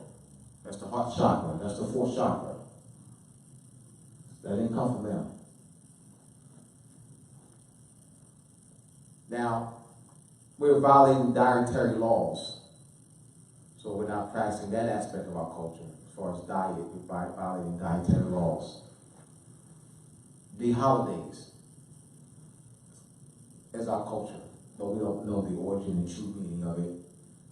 All right? Putting up a Christmas tree is still culture. That's just examples. Placing out a pumpkin is your culture. So let's just give me some aspects of these. This is saying the name Jesus is your culture. Coming from the I-O, I-E, I-A, I-U. This name, Jesus, is not of European origin. It's a Phoenician form, Egyptian form, Canaanite form, and Babylonian form. Saying the name Christian is your culture. That's class. That's class. That's the oil. So I'll just give you some, aspect of your culture that you didn't think it was yours. All right. Continuing here. The present study is an examination of one. All right, let me go. James Bodman. The following designations for the Presbyterians were common in the 13th century: the Order of Captives, the Brothers of Ransom or Mercy, the Order of Santa Eulalia, and the Order of Santa Maria of Ransom or Mercy. The present study is an examination of one such character. This is James Bodman speaking. The present study is an examination of one such caritative order during the tumultuous years of its foundational era. It is obvious that the Mercedarian order, given its work of ransoming captive Christians, has a unique character imparted by its origin along medieval Catalonia's frontier with Muslim Spain. This redemptionist order, however, in its discipline, organization, and spiritual values and religious appeal, also had much in common with other contemporary caritative movements. Consequently, an investigation of this particular exemplar should reveal something of a broader phenomenon of organized religious charity. Consequently, the medieval order generated a significant body of documentation from its foundational period, 1229 to 1317, of which a substantial portion has survived. Over 600 extant charters afforded the modern historian a rare opportunity to explore the values and mode of operation of this heretofore little-known order. Over 600 extant charters. 600. Let you know how big it was.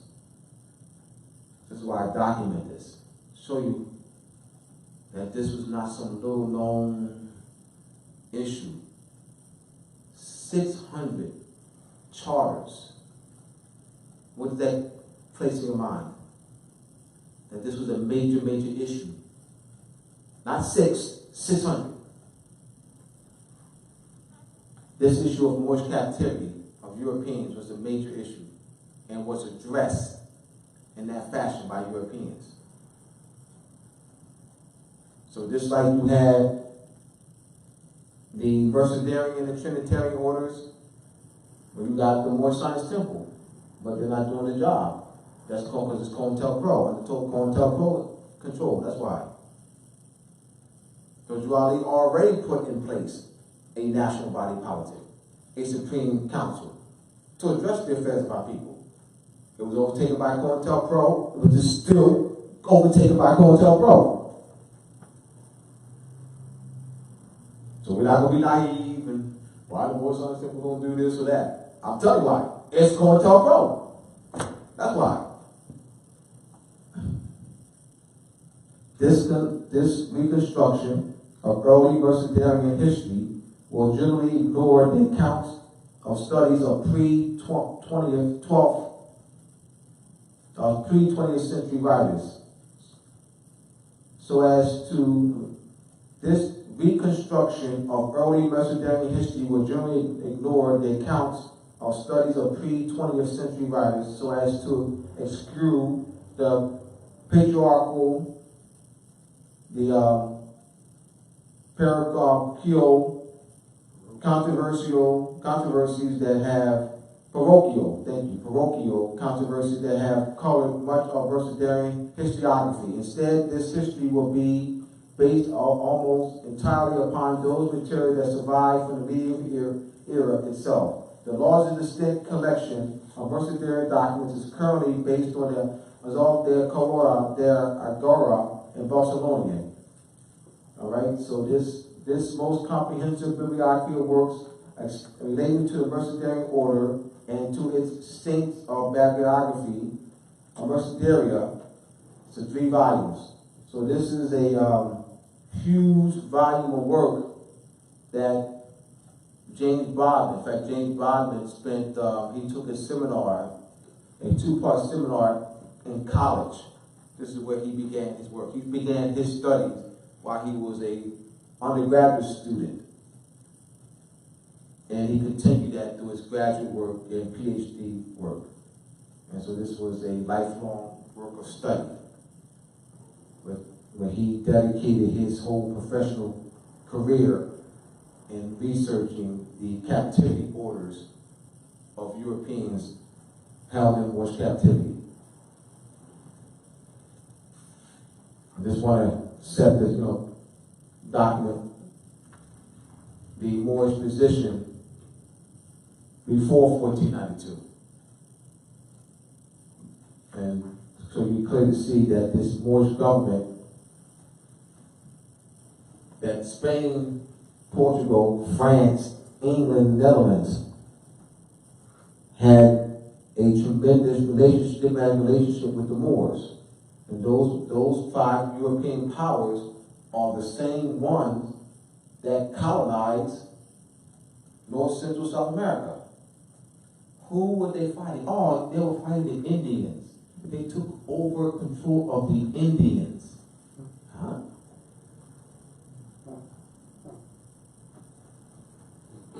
They went from fighting the Moors seizing their ships, Moors having tremendous control of the spice trade. Moors weren't here too. Moors controlled the spice trade. Moors had extensive seed trade, silk trade with China. Moors had control of modern day India for 1,000 years. Who are these people? Who are these people that the Spanish, the French, the Dutch, the Portuguese are fighting? The Moors. Where does these feathers come in? Moors wore turban and feathers. Yeah, the Indians with the feathers. Where'd that come in? If you look at the stone heads, I don't see feathers on the stone heads. I see what? Tarboos with a tassel. But you're talking about stone heads over couple thousand years old. Tarboos with a tassel. I don't see no feathers.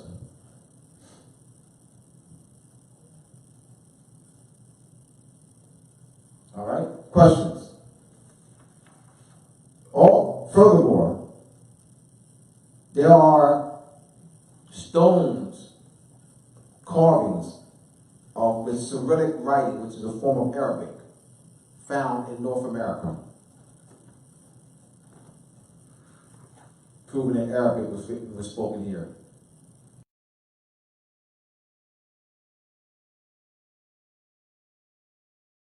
I'm not talking out my butt.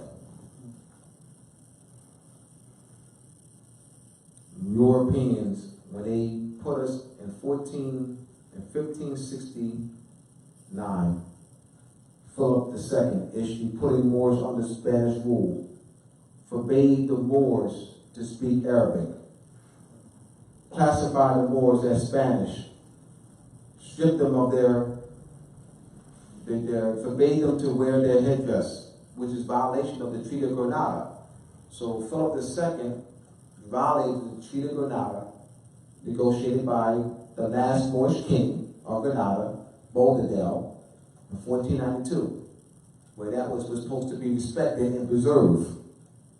Philip II violated that, the Treaty of Granada, and put the Moors in a state of civil death. Took the children were taken from the Moors and taught by the clergy, raised by the clergy.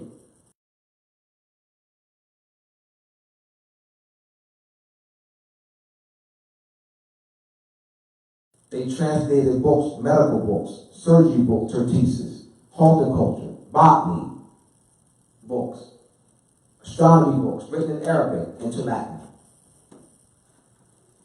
They forced us to speak Latin.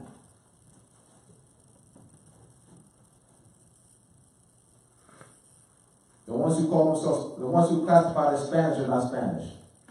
They're Moors. So you got Moors classified as Spanish and Moors classified as black. And then they're different people. Yeah, you got a race riot. The black and Spanish are fighting. Black and Spanish, Dr. G, there's a race riot outside. The black and Spanish are fighting.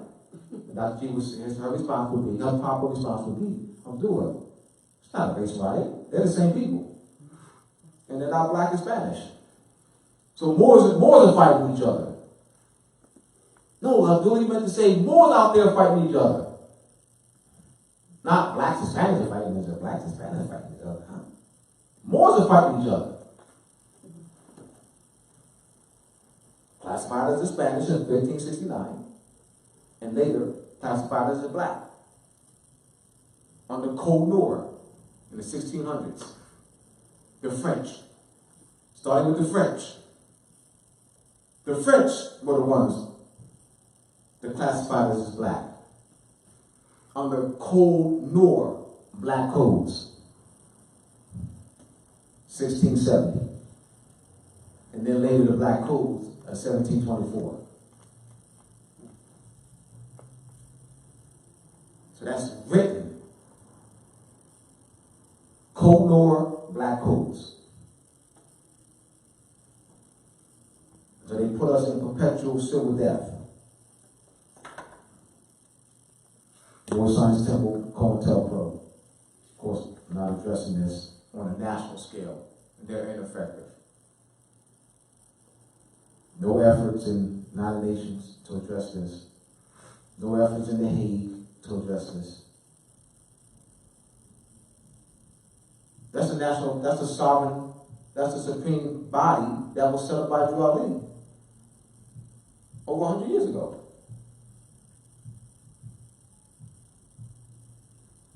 I know when they're looking for me to do it, that was already put up by Drew Ali to do just that. That's why I'm calling them out. And we have excerpts from England, the Ottomans, and the Barbary Coast in the late 16th century by Dr. Christine Woodhead. Professor Woodhead is a training fellow in the Department of History at the University of Durham, England. Dr. Woodhead is a member of the Center for 17th Century Studies and Institute of Medieval and Early Modern Studies. She specializes in Ottoman, Turkish cultural and literary history during the 16th and 17th century. She has written articles on the studies of the Central Chancery personnel, the Court of Murad III, 1574 to 1595, and the historiography of his reign. She is currently preparing a study of the letters of the early 17th century Ottoman judge and the scholar Azmuzad, and is working towards an English translation of the history of the late 16th century Ottoman historian Seleniki. All right, so you have here Elizabeth I of England and Murad III of the Ottoman Empire. The formal beginning of Anglo-Ottoman relations, it's Ottoman, but I'm reading the transliteration. The formal beginning, this is what, this is her quote. The formal beginning of Anglo-Ottoman relations dates from the correspondence between Elizabeth I and Murad III in 1579, which led in May 1580 to an Ottoman pledge of self-conduct of English merchants and Ottoman-controlled seas and ports in the eastern Mediterranean and along the Barbary coast of North Africa. This document is usually considered equivalent to a grant of trading privileges to the English. Now, this one of the things they document that. So you have the two powers, the Ottoman dynasty, empire, and the Moorish dynasty, empire, that they negotiated with, the English, the French, the Dutch, the Portuguese, and the Spaniards. This is why they always wear the Moorish feathers and use Turkish and Moorish names for the names of their shrine temples and Baal temples. And this is why they have these parades and dressed in Moorish garb. You have some who dressed in total Moorish regalias. There are some Moorish shrine temples that will wear the whole Moorish garb, turban, the shoes and everything. The pantaloons. They've traded places with us. So we will only be winding down. Any questions?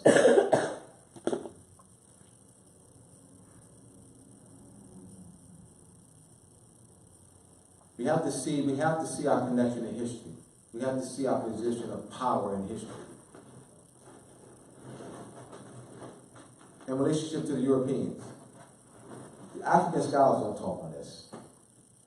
They'll talk about, Egypt and, the Nile River and the Nile Valley of Civilization, Timbuktu, but they don't talk about our position of power in relation to the Europeans. I don't hear African scholars talk about that. They'll talk about our position of power among ourselves. Setting up kingdoms, and I'm not talking about that. I'm talking about our position, our setting up Moorish empire in Europe. The Moorish Empire in Europe, where we taught Europeans, setting up government structure in Europe, caliphs, emirats, kingdoms in Europe. We taught Europeans, not the African scholars, what they'll write about when they're talking about that, Moors in Spain. The Africans contribute, to Europe. We ruled. I don't hear them talk about our rulership. Not, they were once slaves, they married into the European families and then they became part of nobility. No. Reverse it. They write that Europeans were in a position of power and then the Europeans accepted us. Every story writes that way. The Europeans accepted us. We gave our contribution. No, not contribution. Our rulership. We built up Europe. Not, we contribute paintings, literary arts. No, we built Europe. That's different. We set up emirates, caliphs. Yes. All right, so we're going to be ending soon. Just keep your 2 minutes. 2 minutes. What is the purpose for this battle that we're struggling today? Even as we know it existed many moons, many years ago. What is the battle so hard that we, the awakened minds, that we have to fight so much harder? It seems like the Malcolm X era, the Martin Luther King era, is still with the brother Farrakhan. Why today, with the truth even being exposed, and it has always been exposed, why are we still suffering? All right, let me answer that. You mentioned 3 names, so I gotta mention the names. So you mentioned Farrakhan, you mentioned Malcolm X, and there was another name you mentioned. Martin Luther King. Like all right, the let me respond, please. Let me respond. They did not fight on behalf of our people. Hear me out. They perpetuated civil death among our people by saying they're black. Farrakhan does not, hear me out, fight on behalf of our people. It appears he does. I know he goes up and calls Europeans out and the Jews. I know he does that. But Farrakhan calls our people black. How is Farrakhan fighting on behalf of our people when he calls our people black? Farrakhan said this in July 1995 at Columbus, Ohio. A direct quote. Black is used for inanimate objects. Negro sabato, black shoe. But when you talk about human beings, you use another name, Morengos. July 1995 at Columbus, Ohio, Farrakhan said that. They are black people, even though I'm saying they're black people.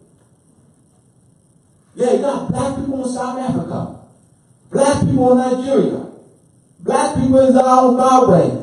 Black people, that's how Farrakhan talks. How is Farrakhan talking, fighting on behalf of our people?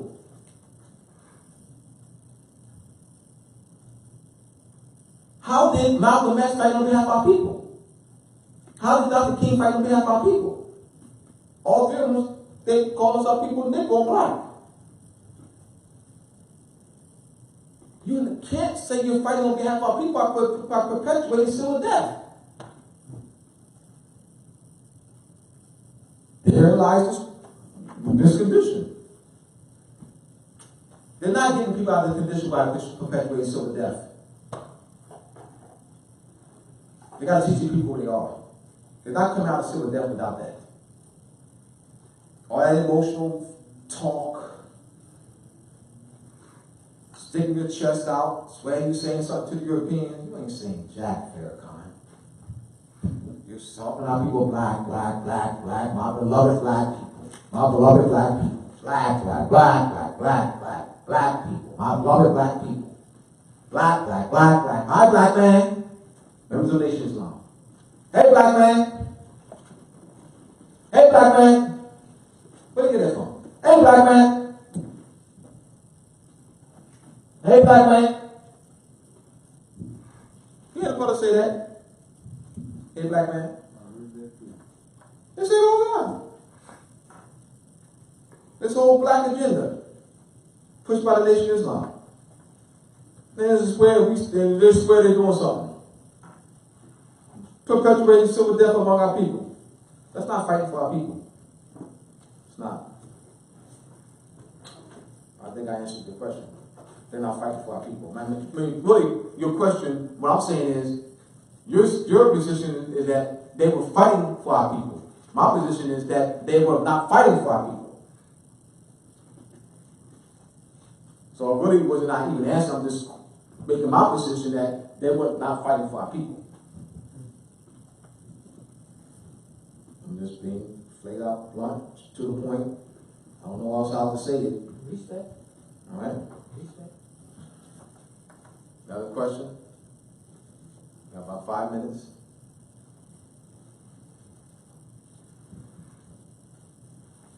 I got a question. Yes. Thank you, brother. All right, Islam. My Islam. question. Mm-hmm. Would it be fair to say that quite a few of those individuals took the payoff? One. And would it also be fair to say that a lot of them fought initially with the belief that they were going in the right direction, to ultimately, to the end, find out they were wrong, and, well, not all of them, two of the three that was mentioned, out of Malcolm, Martin, and Malcolm. So, two got axed, because they, I guess, totally didn't take the payoff, so they was going to tell, so they offed them. And the last thing would be, and which I think should be, or at least something that I would like to see changed is, like, why are we constantly feeding into division amongst each other's organizations? Like, somebody might be on a platform and they really not telling the whole truth because they ain't ready to die right now. But they throwing information out there that people that's intelligent enough, once you get on the trail, you're on the trail. You're like a bloodhound. So you're going to be able to sniff it out. So they tell certain things and they give you clues. But they constantly throw stones at other organizations like they not owning up to their part and we are. You know, it's kind of like casting their first stones on the biblical tip, or seeing not cleaning out your own eye and you worry about getting wood chipped out somebody else's eye. So why do we constantly got to go that route? If, you know, truth will always dispel the lie, so whatever we teaching here, if it's on that proper platform of truth, freedom, love, peace, and justice, then why just can't it stay that simple and we keep moving? I can't move past the fact that Farrakhan and the gang are calling out people black, which perpetuates civil death. I can't move past that. We have to address that. That is major, No, I'm not saying that. Go ahead. that's a major issue. We need to address that publicly. Unless Farrakhan wants to sit down and meet with me, which is not going to happen. So I'm going to use this platform. Farrakhan did say. How I know Farrakhan knows? Jesus still does. How I know Farrakhan knows? Because in July 1995, at Columbus, Ohio, he said what I just said. I gave the quote. No ignorant person will ever articulate it like that. No ignorant person will ever, who doesn't know anything about nationality or remorse, will ever say, black is used for inanimate objects. And gave an example. Negro zapatos, black shoe. So he's saying, kinsfolks, you only use black for objects. Farrakhan said this. I got that. If you're talking about human beings, you're using their name. And gave the name. More angels. Farrakhan said that July 1995 at Columbus, Ohio.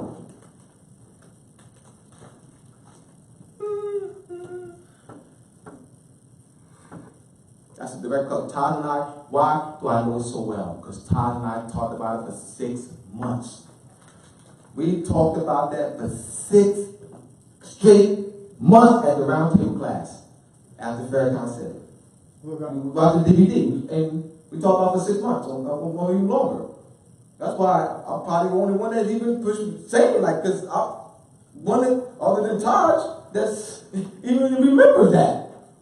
But just recently, he advertised for Coca-Cola in one of his speeches. I'm like, oh. Yeah, I'm talking about the black man. I don't even care about Yeah, I understand, but I'm saying, I know it was bought. Are you going to elaborate on the other portion of the question with the other two? Is it fair to say any of those things that I stated about whether they had limited knowledge at that time or what? And even though he said it, do we still have to go up? Do you feel that any of this causes division, though they take that stance? No, let me answer that. No, it would not cause division. My addressing the issue of Farrakhan perpetuating civil death among our people and giving that clear-cut quote does not cause division among our people. Our people in the state of civil death. We have Farrakhan who's perpetuating civil death among our people. How am I creating division when he's perpetuating civil death? I'm throwing a life raft. I am using Duality's program to throw a life raft out. They're using the rope, continue to rope our people with the civil death agenda. I see, well, we have two perspectives on it. I respect your perspective. I'm saying we just have, but we just had two perspectives, that's all. We just want to, we got two perspectives. Right? All right, so 2 minutes and we'll be done. You got 2 minutes. How are you getting this message out here to younger ones so they can, I'm trying to, at least with the people that I know in my circles and who I orchestrate with, I want them to know how we can step up into our nationality and know who we are and living by it, and where can we go to all the Right here. This is being viewed. This is being viewed live. People watching this I'll tell you live. this right now. I have always got knowledge, and new knowledge, and have always known knowledge. Families were separated. I come from a family. We got 1 minute. Very separated, and I'm trying to get everything back together. And I understand the spiritual. I feel it so much more, and I see it so much more. And I don't see too many people around me, but living in Delaware where I live at, and I want to navigate more too. And I want my nationality card. You're on the spot, sister. You're on the right spot, sister. Yeah. So I try to kiss it. Let me kiss this. You're in the right spot. Turn around. Turn around, sister. Offer your help. Dr. G right there. Turn around. Offer your help. Offer your help. You're in the right spots. Offer your help. Okay. All right? Thank you. Thank you. I just gotta kiss it. That's all. I'm trying to make things complicated. I ain't gonna talk over here. I ain't doing just make it plain. Right there. Offer your help. All right. I want to thank you for your support. All right. We have Moors of Main Street, Masonic Conference Square. Go to moorsofmainstreet.org to get the book. Moors of Main Street and Masonic Conference Square, the connection to timekeeping and measurement. I want to thank you again, and I trust I was able to.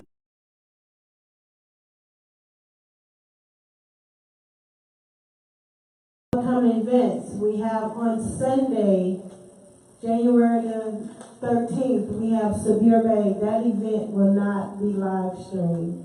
So if you're in the area, I do see where we have quite a bit of our Moors that are not in class that's in the Wilmington territory. Please come out. Sabir Bay the traveling Moor will discuss on his adventures and lessons of Spain. Also, we have upcoming on Friday, January, let me make sure I got this right, January 18th, we have our illustrious Grand Sheikh Taj Bay returning for class again. We will have the topics posted on our Facebook page. On Sunday, January the 20th, we have Father Hannibal Bay, who will be, class will be posted. We are switching the Moorish science, Moorish magic to a Sunday. So please stay abreast of the changes that are taking place with our lineup. Once again, we would like to thank you for coming out and tuning in to House of Reawakening Minds. Please keep in mind about House of Reawakening Mind. We are a holistic center for spiritual grounding, free thought, self-discovery, and Moorish science, and awakening experience for all ages. Thank you again for tuning in. Islam. Wow.